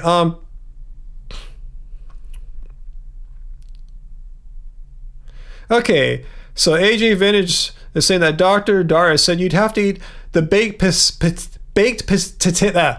potato skins in volume to have in order for it to be harmful. That's what I thought. I mean, you'd really have to eat a lot, I would imagine, for it to be an issue. So why even say that for? Why scare people? Like, oh man, potato skins. Someone could mishear that. I'm not bagging on what you said there. I'm just saying someone could misunderstand what that, if they heard that podcast. Oh man, I heard eating potato skins is carcinogenic. I'm not, screw that. I'm just going to eat more meat or something. I'm just afraid people might, veganism debunked or something like that, you know, but no, there's acrylamides in meat too, right? So anyway, Uncle, it's hard for getting those cross-legged positions these days. Oh, by the way, guys, how is the error thing in the comments now that we all kind of refreshed? Is anyone still getting errors? Is anyone still getting errors that refresh their browsers or refresh their apps and stuff? Just kind of curious. And if you are having problems, we'll see what our refreshers say if that helped their situation. You guys are good. It's better. Is anyone else having problems when you leave comments? You're getting some kind of error thing? Because a lot of people refreshed and fixed it. So let me know if anyone hasn't done that yet and is still experiencing the problems. That's what you should do. You should refresh, or if you're watching on the app, maybe click back to our channel and see the live stream and start it again or something like that. So good. I'm glad it's all good. Sweet. Oh, Dr. Dara is a raw foodie. Oh, that explains things. The raw food people. Yeah. Raw food people, bless their hearts. They might have good intentions, but they seem more often than not to be overly obsessed on some kind of purity, like nothing remotely resembling a definition of toxic in any way could ever enter their bodies. So baked potato skins. Oh my God. Whatever. So it makes a lot of sense now. They're very often kind of, what's that word I'm looking for? Orthorexic, as far as foods that are bad. There's a huge list of bad foods. All cooked foods are bad, if you're a raw foodist. Anyway, Dr. Dina, not Dr. Dara. Okay, anyway, I don't know who this person is, but if they're raw foodists, they probably have some interesting beliefs, let's say. Beliefs about perfectly healthy food groups that they probably have not a lot of good evidence to be so down on them. Just eat plants and you'll be fine. I've never, they're against eating legumes. Raw foodists don't like legumes because you have to cook them, but legumes are associated with longevity. Why? If they're so concerned about living a long time and being super healthy, that's why you get into raw food. You don't get it because you're against animal cruelty and exploitation. You get into it because if you have some other thing, purity and long life and ultimate human health or whatever, why exclude eating beans? I mean, that's one of the healthiest things you can eat. Anyway, Sarah, you're crazy, but not a raw foodist. Dr. Bear, you just recently learned who David Avocado Wolf is? Oh my God, you never knew about David Avocado Wolf before. Oh my goodness. That's a whole rabbit hole of wacky, zany propaganda, misinformation, nonsense. Oh boy. VLAM. Hey VLAM, good to see you. I don't remember. Did you just hop on? Lab-grown meat is 25 times worse for the environment than beef? I didn't know that, really? Let me just Google that real quick. I don't really think too much about lab-grown meat. Lab-grown meat worse environment. Let's see what I can find here. Okay. A new study is extremely embarrassing for lab-grown meat. Another headline from the University of California: lab-grown meat's carbon footprint potentially worse than retail beef. Okay, let's see how that is.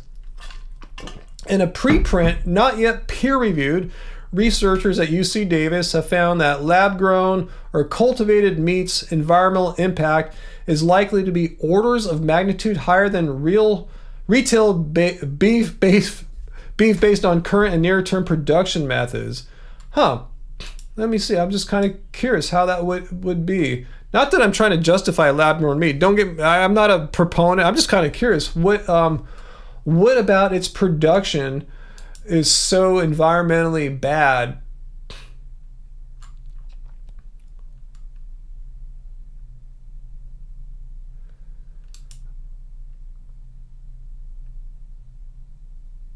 It's possible. I guess it's because how they're making it right now. It says it's possible we could reduce its environmental impact in the future, but it will require significant technological advancement to simultaneously increase the performance and decrease the cost of cell culture media. I guess I don't understand how cell culture media works out. Oh, that's interesting. Thanks for bringing that up to me, V. I was not aware of that. I'm not like, gonna be a sponsor, do any videos for lab-grown meat or anything like that, but I think it's good in the sense that if people are going to not eat meat, if people are not going to ever consider being plant-based or vegan, at least eat some meat that didn't have animals get killed. But yeah, we have to weigh out the environmental impacts too. But yeah, I think it's great. So yeah, people don't have to kill animals. Well, hopefully it's not the expense of destroying our planet. We'll see. I'll read through the article more.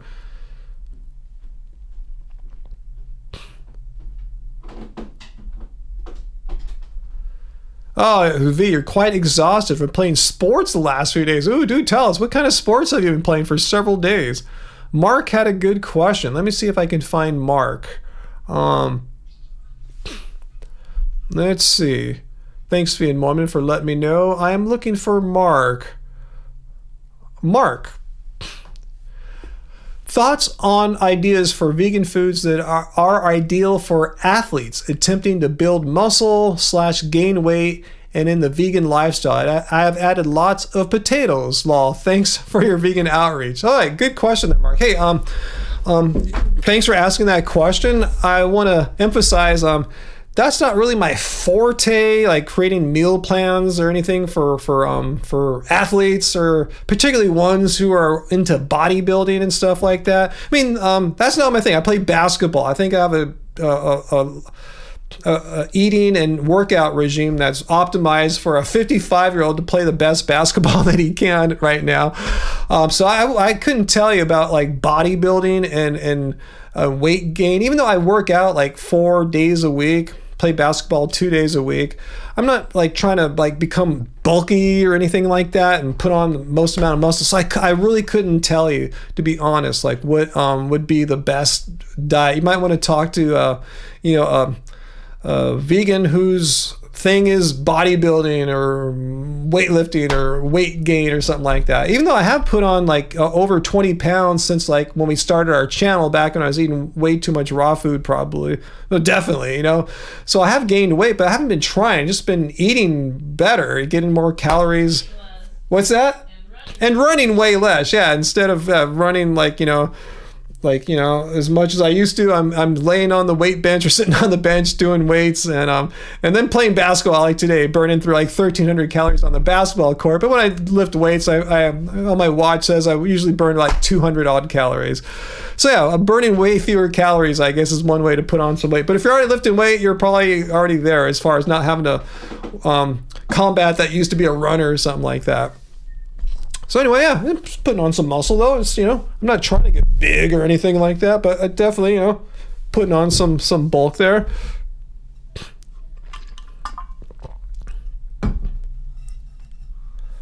Liberty Vegan, yeah, if you got some tips there, Liberty Vegan, go for it. Yeah, I've never spent a day of my life like being a bodybuilder. Even though I lift weights, just like surfers lift weights and tennis players lift weights and basketball players lift weights. And last time I've looked, none of them look like, say, Arnold Schwarzenegger, whatever his name is, or whatever, your favorite bodybuilder of all time. VLAM, you ran 5 kilometers, which is 3.1 miles barefoot, some basketball, a 10-kilometer hike in the past week. Your whole body is sore now. Oh my goodness, V. That sounds very tiring just to hear all that stuff. I feel sorry for you. Yeah, you must be rocked from all that. Yeah, here's some. Yeah, thank you, Chris. Some people you can check out. I don't know Mark Sanders, but I know Brian Turner.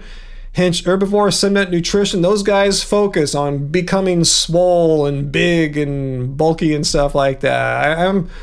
It's not my look. I'm trying to look more like Steph Curry or something like, rather than like like Brian Turner or something like that.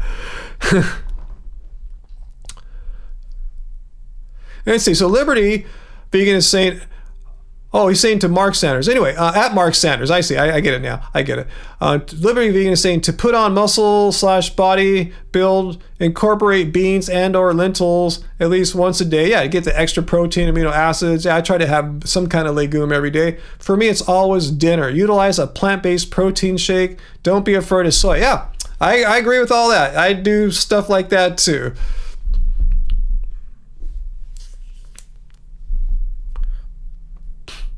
Sarah, you're bricking your weight workouts this week, as I'll be traveling next week. What is bricking?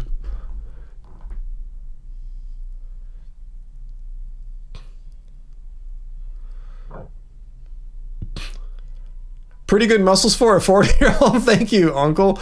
And again, I'm not trying to like be all big. I just lift for basketball athleticism. No, yeah, Mark says, thank you for your feedback. I look very healthy and fit. Thanks. I'm doing all right for a protein deficient 55-year-old vegan. The documentary, The Game Changers, shows what can be accomplished. Yeah, you can do anything eating a plant-based diet. You can be a professional athlete in any sport. Weightlifting in the Olympics, basketball, or they didn't show any basketball players, but there are vegan basketball players. DeAndre Jordan, Chris Paul eat vegan diets. In the NBA, there's vegan NFL players. Whatever your sport is, you can do it. A vegan diet or plant-based diet won't prevent you from being a world-class athlete. Other things will, like talent and training and skill and all that stuff, but your diet won't. As long as you do it in a sensible way. Especially for tailor it for the needs of an athlete. I heard about this, Allison. Yeah, let's read what Allison said here. The beef industry has developed a digital command center. I'm so not surprised. It has probably come and affected us in our live stream and my comments for years. That tracks media outlets and social media outlets for more than 200 beef-related topics. Hosted in Denver, it looked in a space that looks like, let's see, like a military operation. It's staffed 24/7 with personnel redundancies built in to make sure someone's always watching. Yeah, I heard about that. See, that's what the meat industry is doing. But no, vegans are trying to push their ways on everyone. There's no vegan command center watching 24/7, staffed by people and all this crap. No, but the meat industry has the money to do that. Yeah, I don't think Beyond Burgers and in the carrot industry are doing that.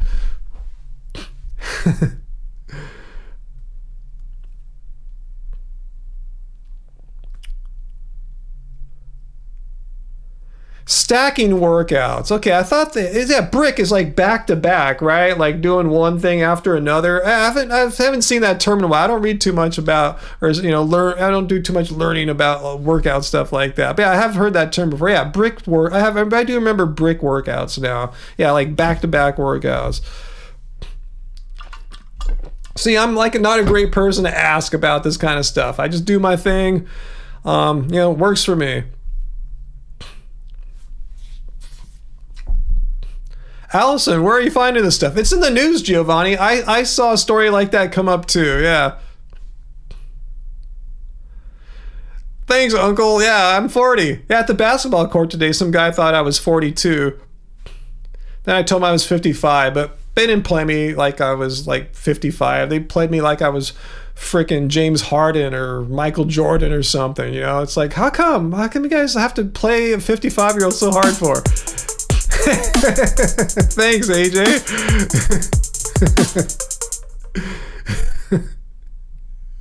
Vegan Card Lamination Fund. Thanks, AJ. Thanks so much. Maybe we'll apply it to some kind of dinner tonight or tomorrow. Thanks, AJ. Yeah, we're due for either some more Panda Express or we've had it for so many weeks now. Maybe we'll do something different tomorrow instead of getting it tonight. But we'll put it towards an eating fund of some kind. Let's see, Dr. Bear, I hope people mistake you for 40 when you're 55. I guess it's easier on the basketball court. I just look like one of the dudes, I don't think they really look all that closely or anything like that, They just see me doing my thing. Hey, you must be 40 or 30 or something like that, because they don't see too many 55s, grabbing the rim.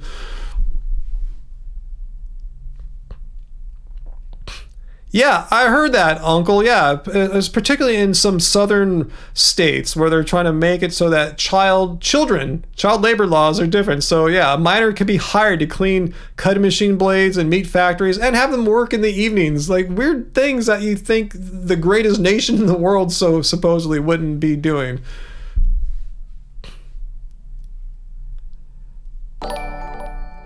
Hey, Becky Sue, who just described. Are you here right now, Becky? If so, say hello to us. If you want, you don't have to.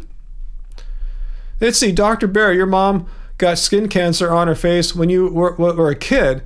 After that, I try to be very diligent about wearing sunscreen. Yeah, speaking of like youthful appearance, I think, Dr. Bear, you try to be diligent. Youthful skin with sunscreen. Yeah, I mean, this is something I saw, like an actual dermatology study showed that if just wearing sunscreen for a year can turn back the clock, so to speak, and have an age reversing effect more than any other thing you could possibly do. I think even compared to surgeries and stuff like that, just protecting your skin from the damage that happens from too much ultraviolet light exposure. Again, don't worry about vitamin D. It's just your face, maybe your neck we're talking. It still goes through your clothes, still hits your skin through your head and your arms and legs if you have that exposed. Just your face. But that's what ages you. People aren't going to look at your legs probably and try to guess your age. They're going to look at your face. But yeah, I've been wearing it now for almost a year on a near daily basis, especially when I'm going outside in the middle of the day or going surfing.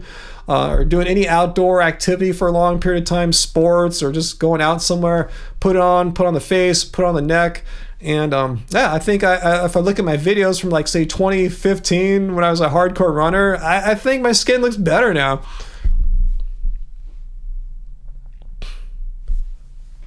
Yeah, my hey Jokic, yeah, my sunscreen is coral safe or whatever the terminology is, reef safe.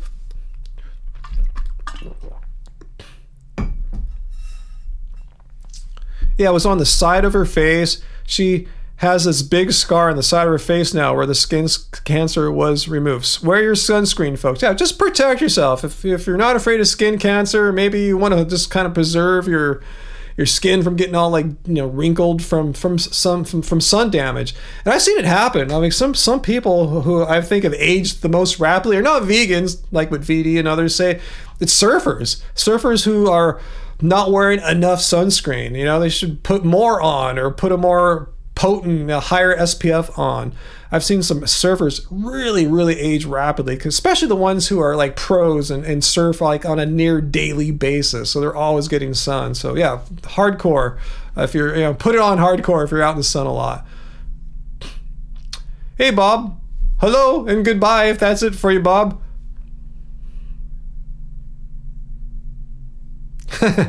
Sarah, you're honky white all year long. Don't mess around. Yeah, you wear your sunscreen too, right, Sarah? Yeah, I'm glad I started doing that. I remember, I don't want to mention his name. I hardly ever talk about him anymore. And I'm not speaking bad, but I remember when I first started watching vegan YouTube, I was watching Durden Ryder.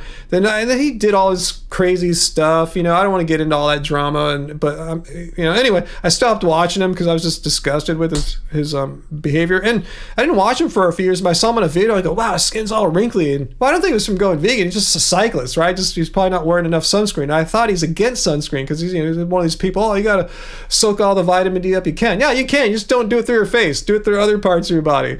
But anyway, I'd say it looked like he was getting some sun damage. Again, not saying that bad. I'm just saying that as an example. Maybe he's better now, but if you're watching, Harley, hello, but I don't watch him anymore.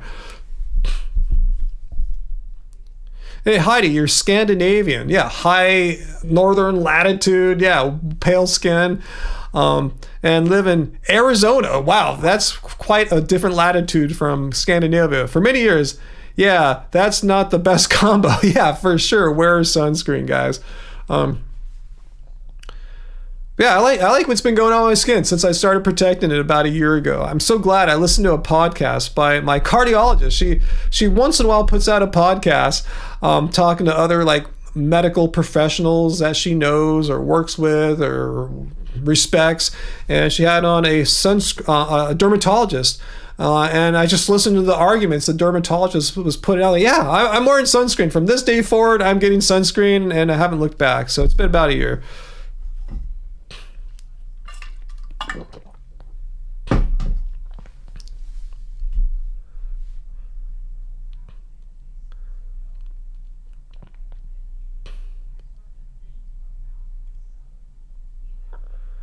Let's see, what else you guys asking about here?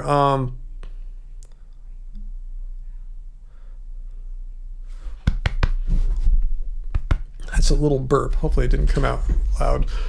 There it goes. That was my Tuscan kale peel off that I had right before the live stream.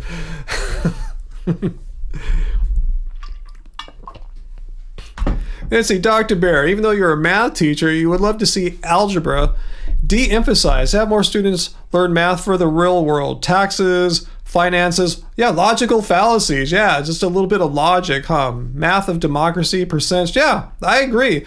I mean, algebra is cool. It's a great subject, very like conceptual or theoretical, but yeah, it doesn't have a whole lot of real world application unless you are going into, profession in teaching or in sciences or something where you're gonna do some non-real world math. I just found my scientific calculator the other day. I was cleaning out my drawers. You guys know I've been talking about how about once a week or so I'll go and try to declutter things from my life, go through drawers or closets or what have you, things in storage around here, and just try to get rid of crap I don't need anymore because I want to move in the future and to a place where I can't drive my stuff. I'll need to like ship it on a boat. So anyway, I found my old scientific calculator. I was, this is cool. I don't think I need it anymore. First of all, I don't need a scientific calculator anymore. If I need to do math, I'll just do it on here or ask Siri to do it for me. So I don't know. The only thing I liked about it was solar, so it still works. Doesn't need batteries. Should I keep the calculator or not? I don't know. It's not that big, but do I really need to bring it with me when I eventually leave California? I don't know. Yeah, Sweet Potato Sister, FYI, black people should also wear sunscreen. I know we always think we don't need it. Yeah, but maybe just wear a lower SPF instead of wearing 50 or something like I do, 30 or 50. Even 15 is pretty awesome too. Yeah, just we all got to protect our skin from strong UV rays, especially now with, the summer solstice being less than a month away. So the sun's UV rays are very, very strong right now and will be for the next few months. TI, I have a TI. What do you have there? You have a Hewlett Packard. Wow, that's old school. Yeah, mine's a TI 30, I think, or something like that. Algebra is evil. Yeah, I don't think I need it anymore, Dr. Bear. I probably could just donate it. I took a bunch of stuff to, what's it called, Goodwill or Salvation Army last Saturday. So I'll start a new box, of stuff. I'll put the scientific calculator in there. And someone could use it. It's, like I said, solar. It still works fine.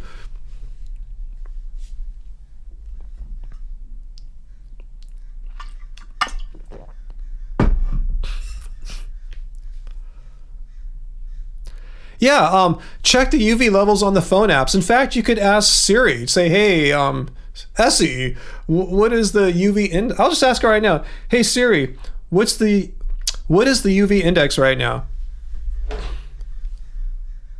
I think I confused it. I said it twice. 0. Okay, my phone answered. What is the UV index right now? The UV index is currently 0. All right, you hear that? So you just ask your phone or whatever, just look on the weather app, see what the UV index says. Yeah, right now at night, basically, there's no UV rays to speak of. But yeah, I wear it year round. Maybe on some winter days I don't put it on, but if I'm going out somewhere, if I'm going to Disneyland or going to the beach or something, I'll put it on for sure, even in the middle of wintertime. Because even in the middle of wintertime here at peak sun at noon, the UV rays are like 4 or something like that, 3 or 4, which isn't a lot in summer, but still strong. You still get a sunburn. If you can get a sunburn, that means you got some strong UV rays. Protect yourself. Yeah, a lot of people have it in their makeup. That's how Angie gets hers most of the time. But if we're going to the beach or Disneyland, I'll get some spray arms and stuff like that. The one I usually wear every day is like a cream, a moisturizer. It's a skin moisturizer with UV protection.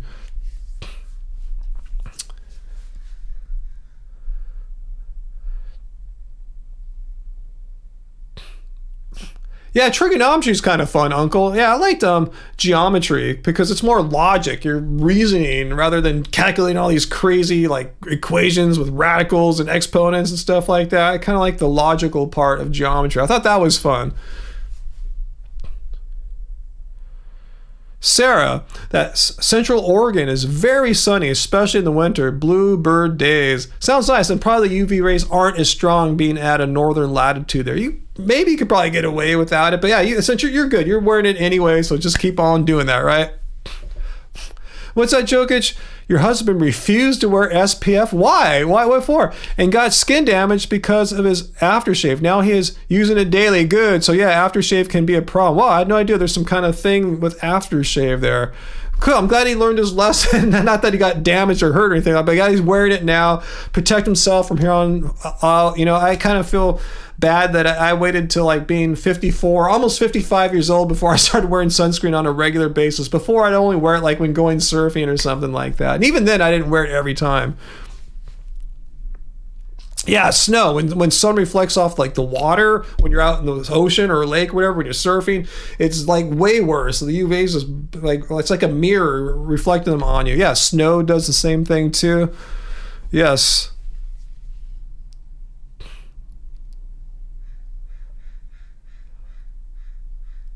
Giovanni, I hated trig. I sucked at it. Hey, you know, I don't think I ever had a proper trigonometry class, to be honest with you. Even though I learned some later on, particularly in like physics, and when I was teaching at Princeton Review, I had to like brush up on trig, but I never had a proper class.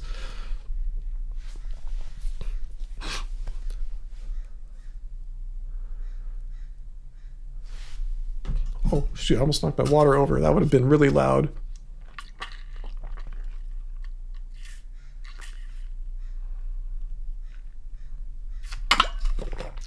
Willy Weather? What is that, Uncle? What is Willy Weather? I've never heard of that. Is that an app or something? Willy Weather says it'll be an UV index of 8.9 tomorrow. That's pretty hardcore. I just call it 9.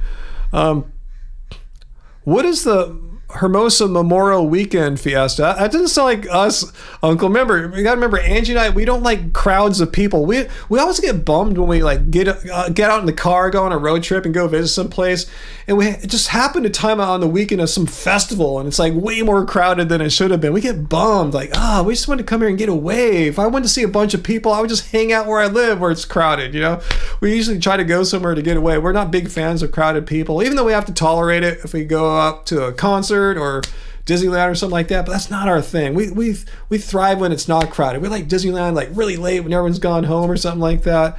It's crowded. Yeah, not the time for us. We want to come. We love your area. It's like one of our favorite areas to live at in Southern California. You know, you got great weather out there. Just a cool, hip place to live.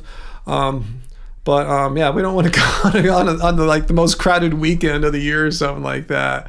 But we want to come out and see you, Uncle. Go eat some sushi with you next week or sometime.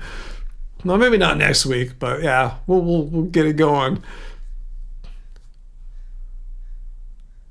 That's some good real world math there, Lynn.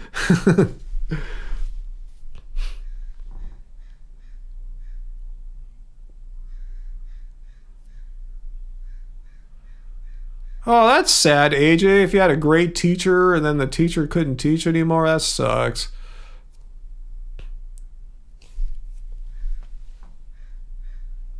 The nightmare of when the square root of 3 was chasing around the room there, Jokic. That's great. I love that.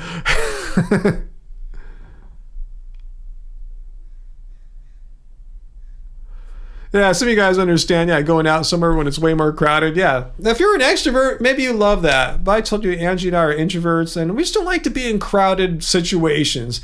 Didn't like it before, like, COVID. I think COVID made us, like, less excited about crowded situations. I don't think it's we're way worse. Just it made it even more obvious. We just don't really thrive or feel awesome when there's a ton of people. I just like to go out into nature and stuff. That's why I want to move out to somewhere where there's way more nature and way less people. I want to see more nature. Milo, you're in Hawaii. Are you serious? Where are you at right now? What part of the Big Island, it sounds like you're at? Because that's what I was talking about. That's where I want to end up at in, say, the next few years. Not this year, but it could be next year or the year after, something like that. It's like a 2 to 5 year plan I'm working on right now. Just learning and making decisions, like getting rid of crap, that I don't need, I want to bring out there. And just trying to get all my crap together right now as far as finances and planning things and figuring out what's going to happen.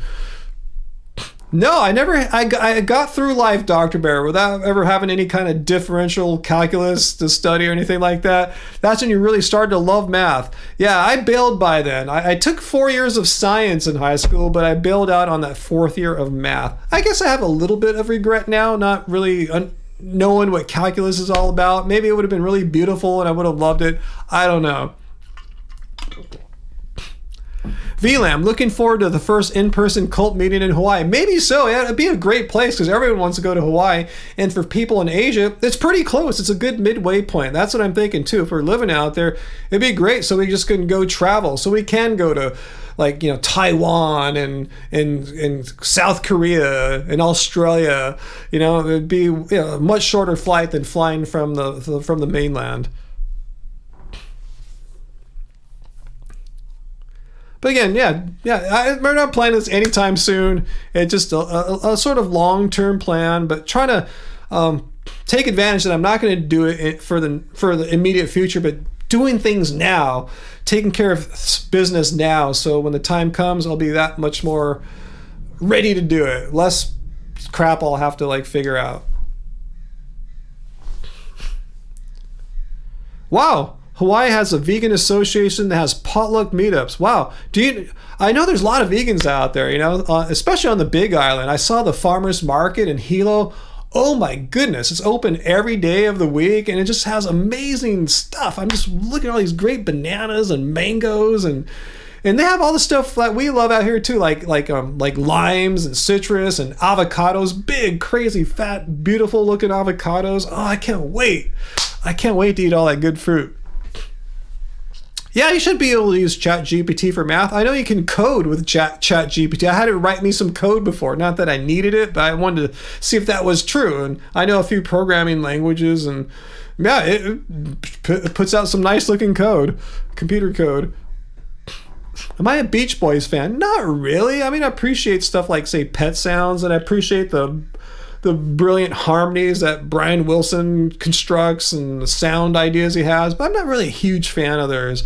AJ, you travel to Hawaii, but you're afraid of flying. Wow, I didn't know that. So you drive every year between New York and Florida? That's a long drive, but it does sound pretty fun. You see the whole eastern side of, the whole East Coast. That sounds cool. Let's see, Milo. Let's see, do I want to stay with you in Hawaii for a visit? Thank you for the offer. Now, if we go, we're going to probably get our own place so we can just be nimble and get around, because we're probably going to be exploring the island, looking at properties and stuff too, just to get a feel for if we want to live on the Hilo side or the Kona side. Kind of debating. There's pluses and minuses of both sides. What side do you live on? Curious, Milo. It's funny, I was packing up an order just yesterday, how we ship our books out, the Happy Healthy Vegan Cookbook, and I was putting the address label on the priority mail package, the envelope, and I saw, he lives in Kona, Kailua, Kona. That's our number one, that's where we want to, that's where I'm thinking versus Hilo, but I'm still open to the Hilo side. So I wrote a little note, hey, where do you live out there? I'm just kind of curious if you want to stay in touch.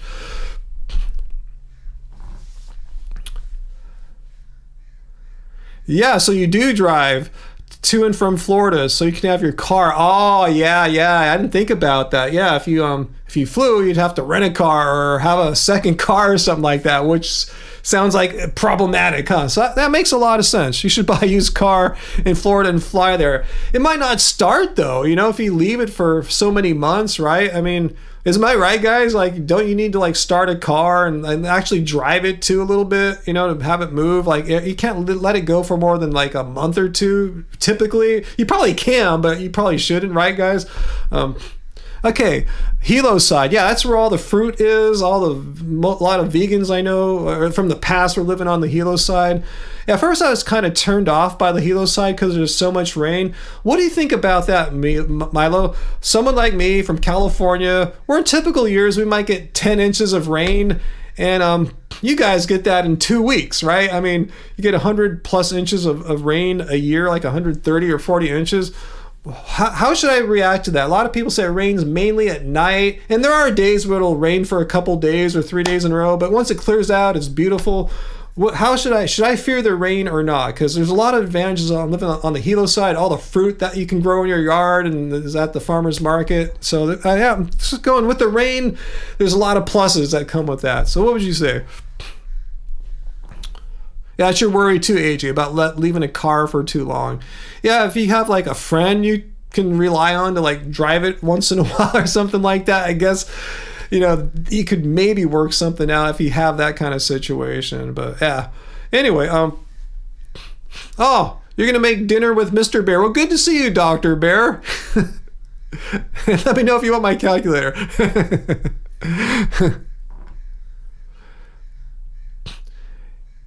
Yeah, Uncle, for sure. It would be best to go for an extended visit to see what it's like before I move. Yeah, absolutely. We need to, I said of all the major Hawaiian islands, ironically, that's the only one I've not set foot onto yet.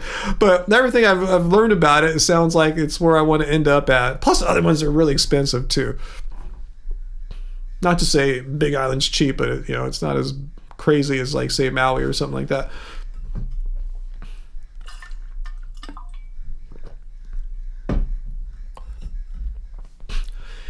Insects. I was reading about things that could be problematic in Hawaii, and one of them is the coqui frog. It's a frog from, I believe, Puerto Rico, and it's not native to Hawaii, but it got imported there, I think, through like plants at like Home Depot or something like that.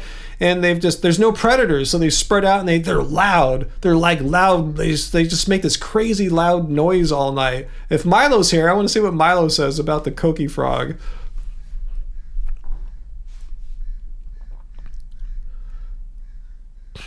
Hey VLAM, that's that. Definitely UBI, Universal Basic Income. Yeah, I loved when Andrew Yang was still promoting that. When I first heard him promoting that on the campaign trail last campaign season here. Tax the billionaires. Yeah, absolutely. I look forward to the day when we don't waste our time on BS jobs. Yeah, the rise of AI could make the prospect of some kind of UBI more realistic.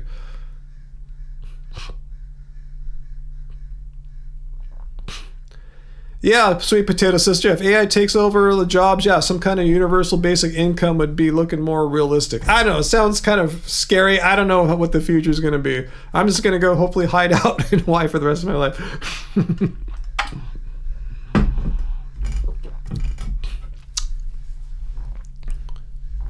What's that, DSL?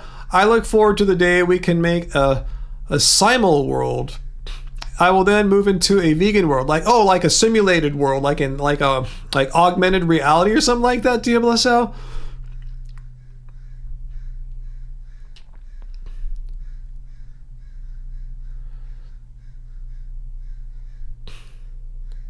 Oh, you're welcome, Dr. Bear, if you're still here. Oh, you are. Oh, cool. Well, so good to hang out with everyone as always, says Dr. Bear. Always a pleasure to hang out with you, Dr. Bear. And tell Mr. Bear I said hello.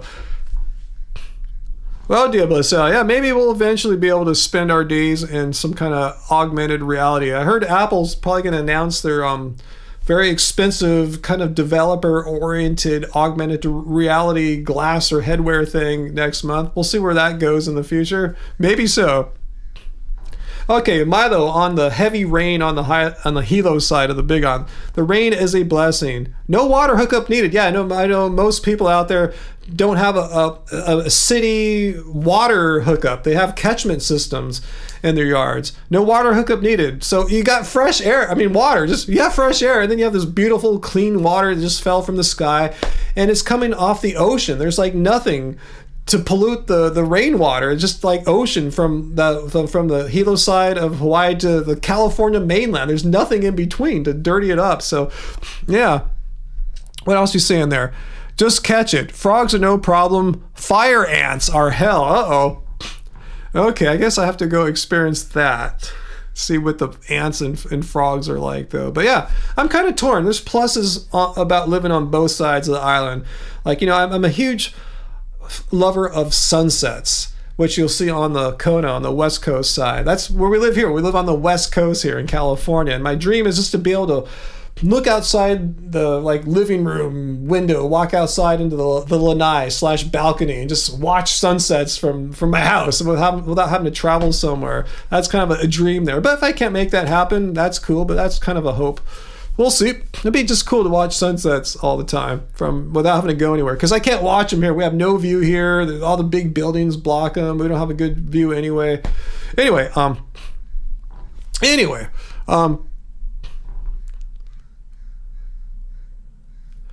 What do you guys talking about there?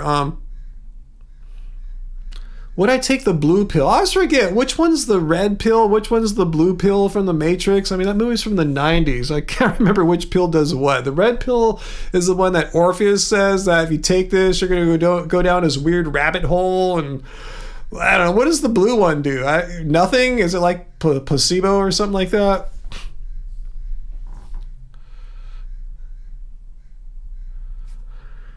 Heidi, yeah, you know what I mean. The sunset's out west. Yeah, you can't get a sunset really over the ocean in Boston, really, right? It'd be kind of difficult. Oh yeah, I'd rather know the truth. Yeah, there's a weird saying in philosophy. I'd rather be a dissatisfied Socrates rather than a happy pig, because at least Socrates would know the truth and know why he's bummed about something. The happy pig just would be, ignorance is bliss,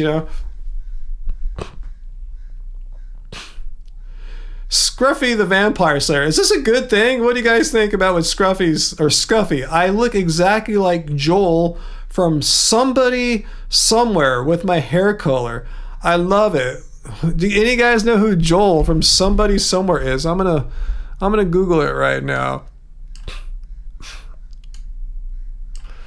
Let's see what I can find here.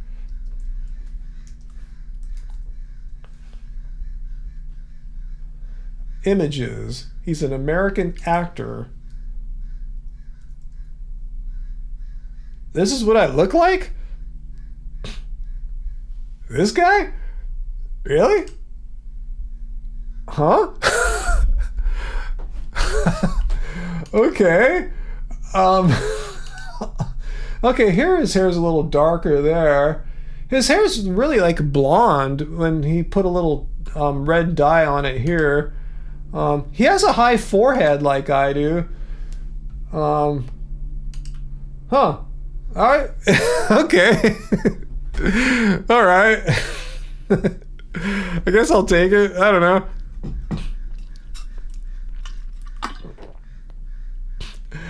Yeah, I'm not saying he's bad looking or anything like that. I just, didn't know who it was. I had no idea who that person was. Rather than saying, hey, you look like a bucket of crap, right? Okay, if I look like Joel from Somebody Somewhere, I'll take it. Eric doesn't see it. Let's do it one more time here. Let's see. I mean, we have high foreheads, and we have our hair parted on the side, and it's kind of the same length. So I guess I see what you're saying. There's some connection there, but my hair is like way more brownish red. My hair looks redder in this light, because as you can see here in this room I'm in, I got all that red light you see hitting the floor back there. The lamps you see are putting out a red light. So my hair will look it's really a brown with some red kind of suggestion of red. It's really a brown. Anyway. I look better than that. Well, thank you, AJ. I didn't think. Yeah, I won't say anything. Anyway. Yeah, it wasn't Brad Pitt or something, you know. I thought, like, okay, you know.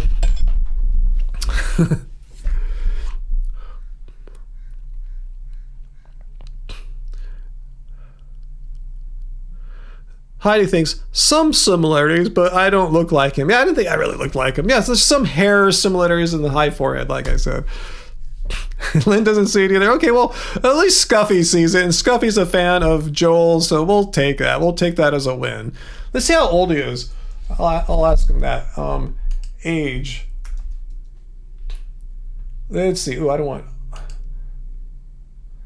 All right, he's 47, so what's that? 7 years younger than me? That's cool. I look like a guy in his 40s. Again, that's a win. I'll take that one any day of the week. Yeah, Milo, thanks for pointing that out. Yeah, we need to make a trip out there, Angie and I. You know, like I said, I've never put my foot on the Big Island as opposed to like Maui and Oahu and Kauai, but I need to come out there sometime. So I just need to plan that part out. I need to get someone to maybe stay here. Maybe Angie's youngest sister. She just graduated from like dietitian internship, whatever. Hopefully she can come here and stay here for like a week or so. So that's what we need. Just need someone here. Just mind the cats, mind the house.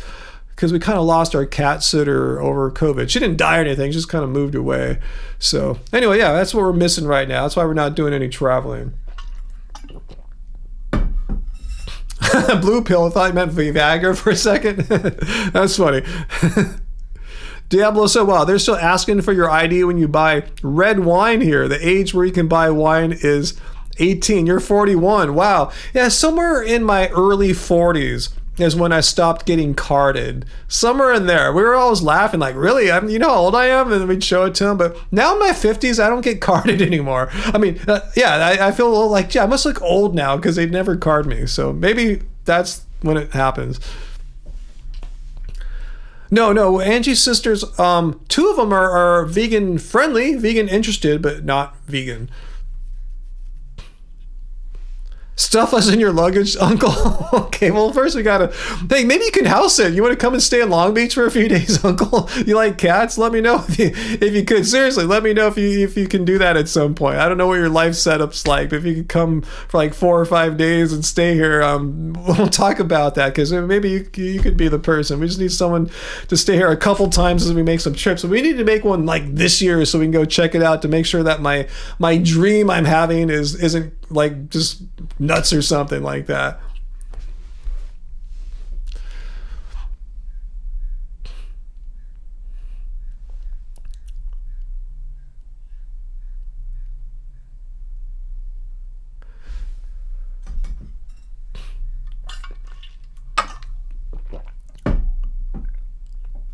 What's that, Allison? Lol, I remember when I asked a customer for her ID at my work and she got so excited about it and it was like, it's in my car, I'll be right back, all happily.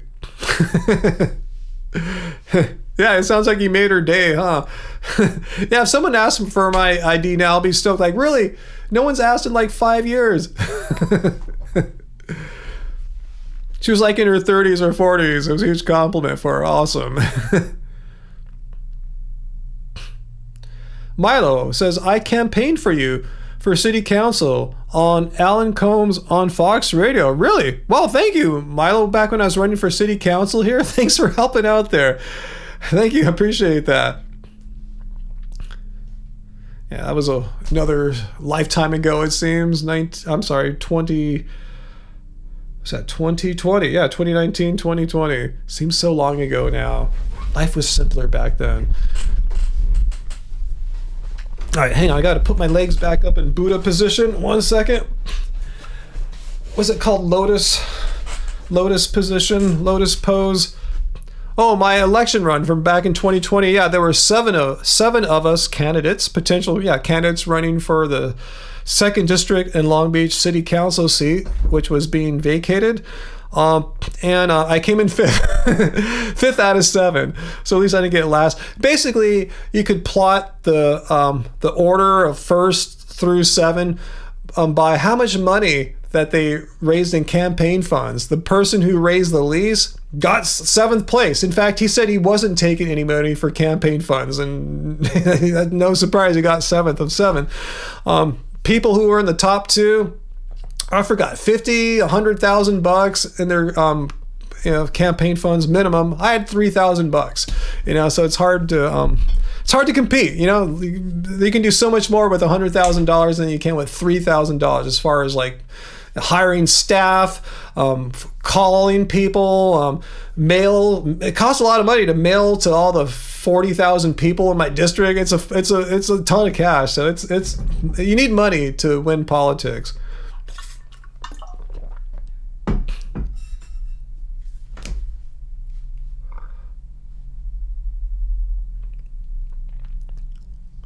Yeah, money talks, and all politics, though, Diablo. So all these things it's expensive.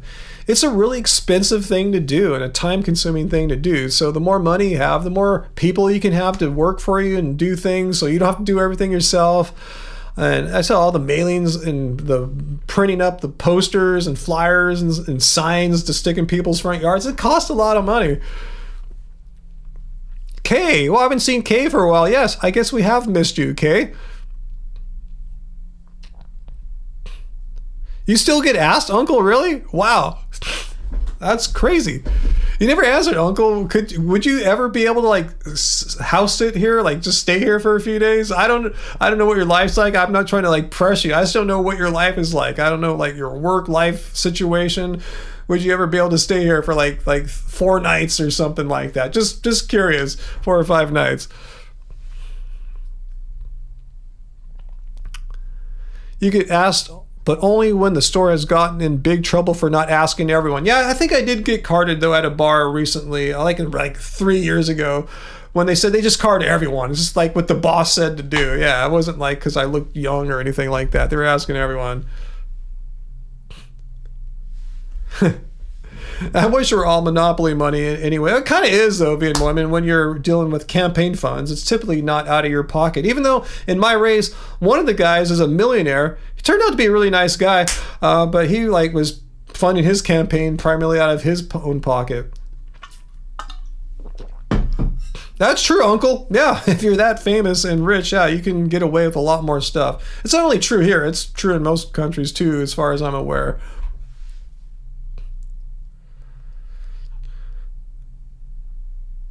Oh, what about recreational cannabis in Canada? Are we talking about like checking IDs and stuff? Okay, get on TikTok. Yeah, we're not huge fans of TikTok. Probably to our detriment. But we are on TikTok. We have a account there. You card everyone. Yeah, that's how it is too. When you go into a dispensary here, as I do from time to time, yeah, you get carded. Yeah, no matter your age. They take your ID, they actually enter it into their computer system, and that's your first time when you go, and then when you go back in the future, you just show them your ID, they find you on the computer. And NBC, you need 2 pieces of ID. Wow, that's a lot. I can't imagine. Yeah, out here you just need to show a driver's license or state ID.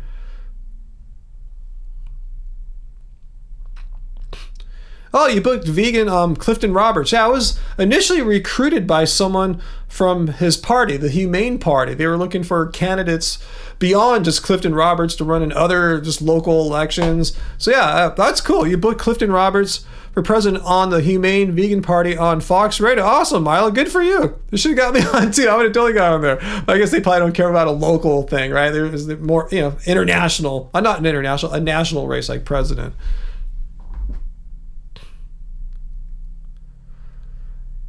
Allison, it was so weird seeing a vertical ID from the U.S. Vertical? No, ours are horizontal. Ours aren't vertical here. That would be fake. No, it should be this dimension or position.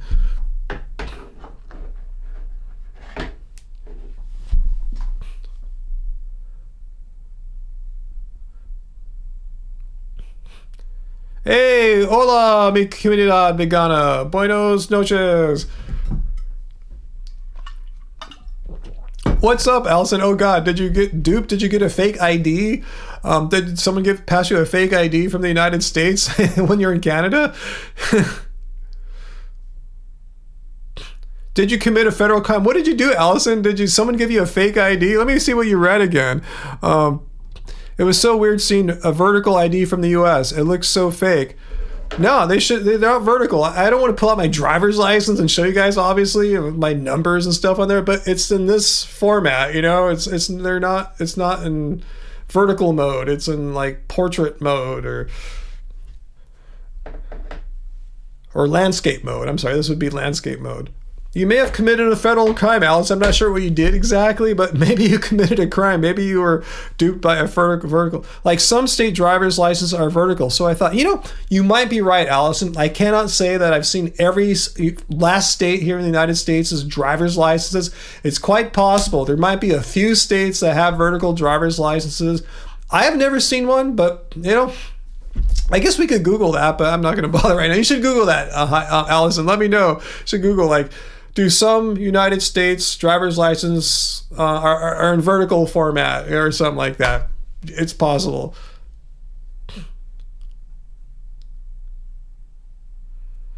Because Sweet Potato Sister says, I think vertical is only ID and driver's license is landscape.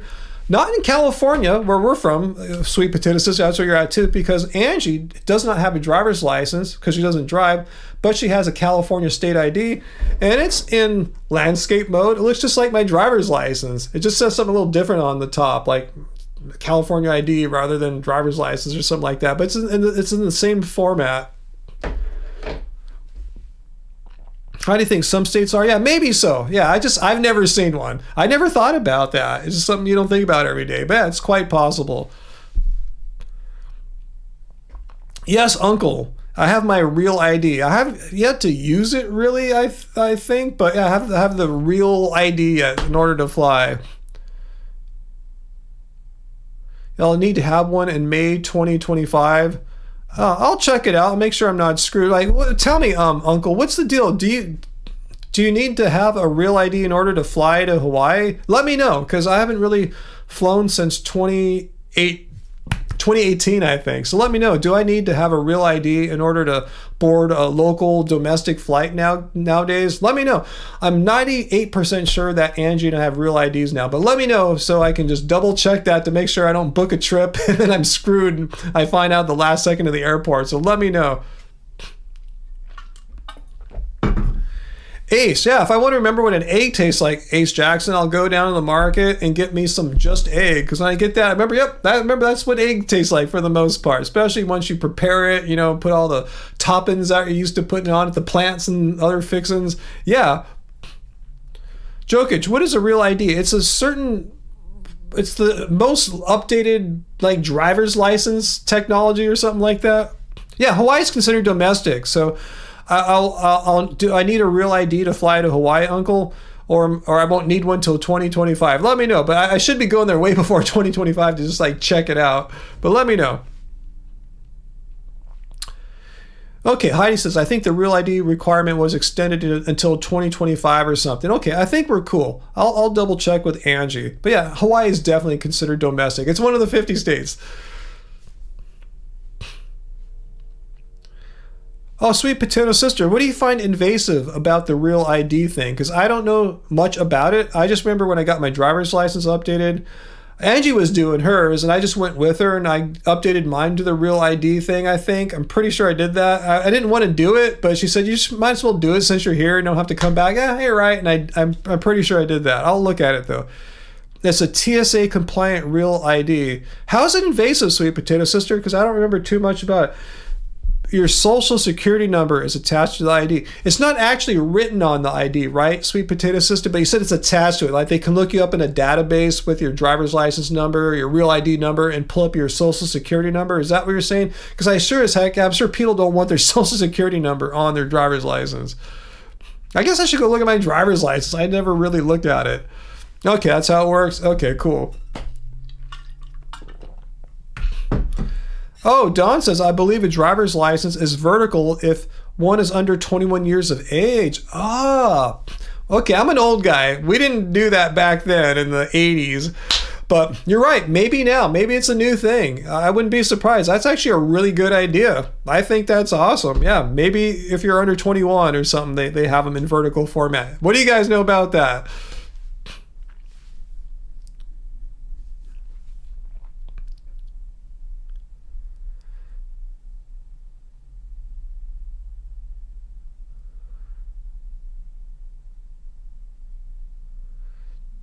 Diablo So, she scammed people for billions of dollars. Who are you talking about there? Elizabeth Theranos? Or that's billions of dollars. I think of that bad vegan show, but that wasn't billions of dollars. Theranos is the only situation I could think of a lady scamming someone for billions of dollars. Elizabeth Holmes, yes. Well, Uncle, you're going to get a quote, senior ID. That's a real ID separate from the driver's license. Wow. I've never heard of this, Uncle. Tell me more about it. What age does one need to be to get a senior ID? And why? Why have a second card in your wallet? Since that's an extra piece of crap to carry around, what's the upside of that? What do you get out of it? Let me know. Curious. I never heard of it.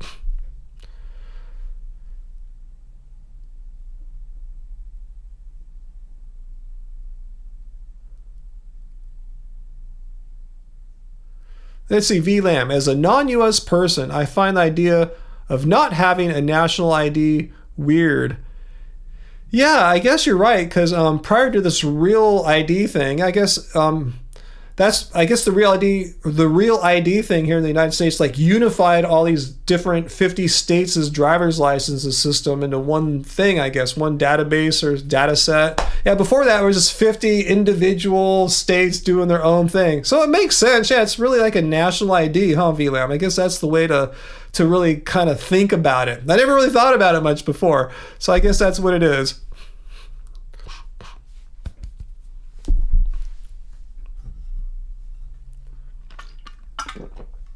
And Allison says in Canada, we have provincial IDs. Oh, okay. I didn't know how that worked out there.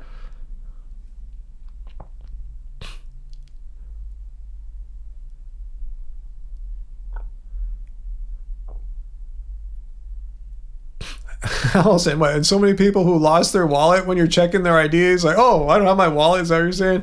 I've never had to say that before.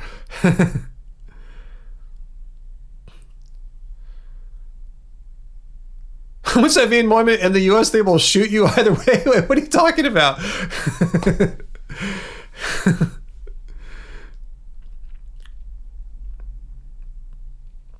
You guys are speculating that Holmes has stashed some millions in some offshore account in the Barbados or Switzerland or something like that. Turks and Caicos.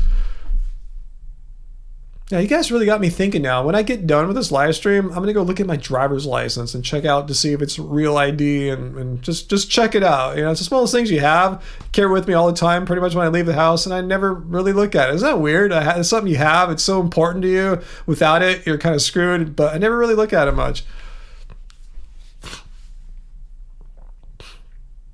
Okay, so the senior ID says, that way, when I have to show my driver's license, it won't have all the national ID info attached. Wow, now you really got me curious to look at my driver's license.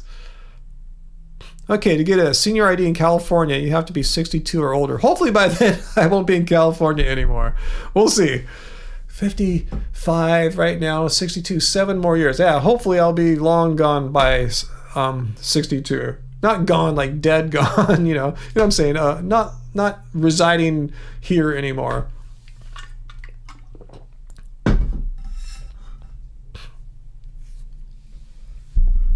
Whoa, you had a draft card too, Uncle? Whoa. Well, that's the things I just hear about like in movies and stuff like that. Wow, you really had to have a draft card? Wow. Yeah, I heard about that, Van Moment. I see a lot of these headlines in my newsfeed and I don't click them on because they just sound so horrible. The U.S. police, just shot an 11-year-old, I believe an African-American boy too, right? Is that right? If I remember correctly, U.S. police just shot an 11-year-old boy for calling the police. Like, how does that work out? Yeah, gone to Hawaii, sweet potato sister. Yeah, not gone, dead gone, but left, deep, left California kind of thing. AJ, he wants to go to Hawaii now. You should check it out, AJ. We could be neighbors. Move out to the Big Island. See, CA Garden asks, why does a 65-year-old CA resident need a senior ID? He said, Uncle said, what did Uncle say? That way when I have to show my driver's license, it won't have all the national ID info attached. So that's why. That's the benefit. That's the plus or the function of a senior specific ID, I guess. John, would I still do a live stream in Hawaii? Yeah, I don't plan to change that part of my life. I mean, there might be a time where it might not be happening for a few weeks or something like that as we're moving and we might not have all this gear here. I guess we'll keep a laptop on us and something. We'll figure out some way to do it, but yeah, there might be a transition period where it won't happen as much. We probably won't be making as many videos during a transition period, but yeah, I don't plan to, as long as you guys are watching before I move, say I move, let's just say for instance, I moved there in 2025. As long as you guys are still watching me in 2025, I'm not going to just all of a sudden stop. You know what I'm saying? Yeah, I plan to keep doing that as long as you guys are still with me here. Yeah. I'll be in a better place. Hawaii. He's in a better place. I know you're trying to say they're making a joke there, Graham.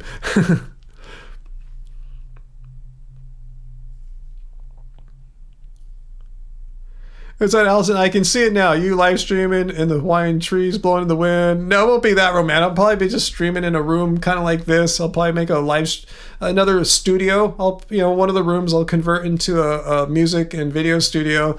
But yeah, maybe if I have a nice lanai/porch, I'll go outside and do a few out there too. I don't know. We're just looking for the next phase of our lives. We're both 55. We've lived here since 2000, that's 23 years.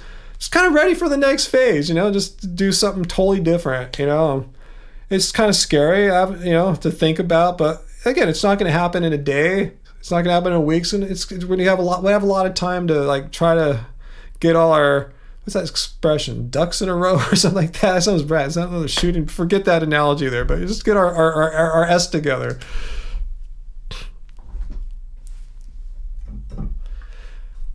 Wow, a vegan hot dog cart in Honolulu, Graham? Wait, Graham, are you the one that had the sister that went to University of Hawaii volleyball? I can't remember. Was that you last week that was telling me about that? VLAM, yes. Yes, to get there, yeah, part of the plan is to sell this house, yeah. We'll be selling 2 houses, basically. Yeah, if we go there with my mom, we'll sell her house and my house. Or if I inherit her house, I'll sell the house. Either way, there's going to be some home sales involved.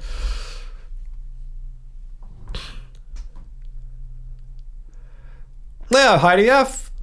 I'll be fine and could move back. Yeah, we'd probably just if we had to, sell the Hawaii place and move back. But I don't think so. But yeah, that option should always be there, huh? That Sweet Potato Sister, yeah, when I looked on Happy Cow, it's not like there's a whole ton of vegan-only restaurants out there like there are here. Here there's tons. They're all over the place around in Long Beach, Orange County. They're everywhere. But in Hawaii, there's fewer of full 100% vegan restaurants, but there's so many restaurants that have a lot of vegan options. So it looks like, it looks totally cool. Okay, no, Graham, that wasn't you. You stayed a month at an Airbnb in Honolulu. Okay, and that's where you found the vegan hot dog cart. That sounds amazing. God, I don't even know I don't think we have any vegan hot dog carts out here. Vegan Wesker, yeah, Huntington Beach. Yeah, there's let's see. There's a place that used to be called Vegan Nirvana. They changed their name. I haven't been there for a while now. There's a place in Huntington Beach, just like inland from the pier, like maybe 5-6 blocks. I forgot their name. It's like one of those kind of like Asian Buddhist, like Thai Vietnamese kind of restaurants. The Golden Era or something like that. I haven't been to that in a while either. In a while. Yeah, but those are the 2 that come off the top of my head. Yeah, I guess we haven't eaten in Huntington Beach for a while. Yeah, the world needs more vegan hot dog carts, Vietnam moment. I agree with you 100% there.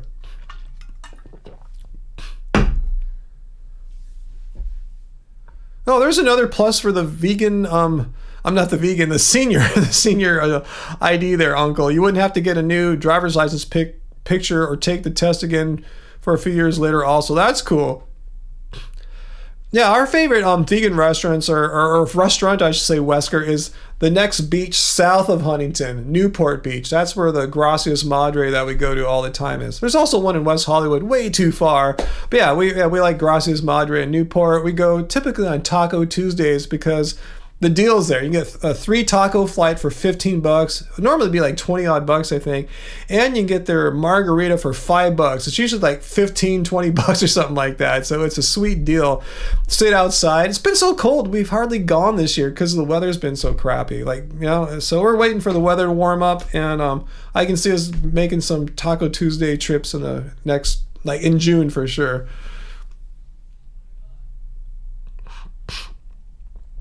Ooh, V-lamb. Yeah, that didn't sound that good. Yeah, a lot of, you gotta be careful. Like we see the like typical Hawaiian foods. Typically, they don't have a lot of vegan stuff. If you're looking at the old school kind of Hawaiian restaurants, I'd notice.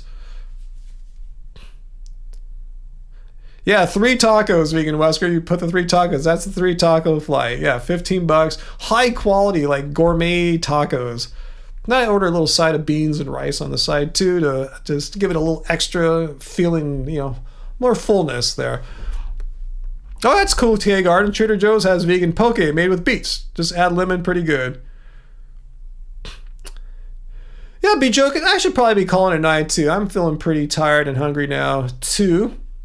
So I should join forces back with Angie and figure out what to do for dinner. Shall we get something tonight or shall we wait till tomorrow? We will see. But anyway, yeah, guys, thanks so much. I'm sorry I didn't make more videos this week. I just did that Chat GPT one just kind of quickly. You know, I knew it wasn't going to be like the greatest video of all time or something like that. I just thought it was cool how like you hear all these experts talking about AI is going to solve climate change. Well, AI already has solved climate change. It's called eating less meat, and Chat GPT knows that. So if you have any good video topics for me, let me know. I'm all ears. I'm all eyes. Just hit us a message like on Instagram or Twitter, and I'll check it out. You know, Peter, if you're still watching, I appreciate all your ideas, so keep sending them to me. A lot of the video ideas this year have come from Peter, so if Peter's still here, thanks so much, Peter. But yeah, thanks, Uncle, for sticking it out with us here. Appreciate that. Appreciate your moderating and timing out that guy that wants vegans to like commit suicide. So thank you so much for that, Uncle. Thanks to all our Happy Fam for being here tonight. It's good to see y'all, and thanks just to see everyone, Happy Fam or not. Like I said, I really appreciate Fridays spending the time with you guys and discussing any and all things. And yes, as long as you guys are still with me when I move, I'll still do live streams and make videos. Why? Because I like it. That's what I'm doing at this phase now in my old age here. I'm just trying to do things that I do things because I want to do them, not like feel like I have to do them or something like that. I just do things because they I like it. They bring some kind of rewards, personal rewards to me for doing so. So thank you so much, guys, for being part of that life experience is what I'm trying to say. Thank you, guys. All right, guys, so I'm good to see all y'all. So I'll try to get you a new video next week, live stream next Friday, and if you have any friends that want to try to do veganism or some enemies from work, send them our way and we'll see what we can do, guys. All right, so much love to you all. And yeah, I guess that's it, guys. I gotta get some dinner. I'm still starting to feel pretty hungry, guys. So much love, peace, and thanks, and bye-bye.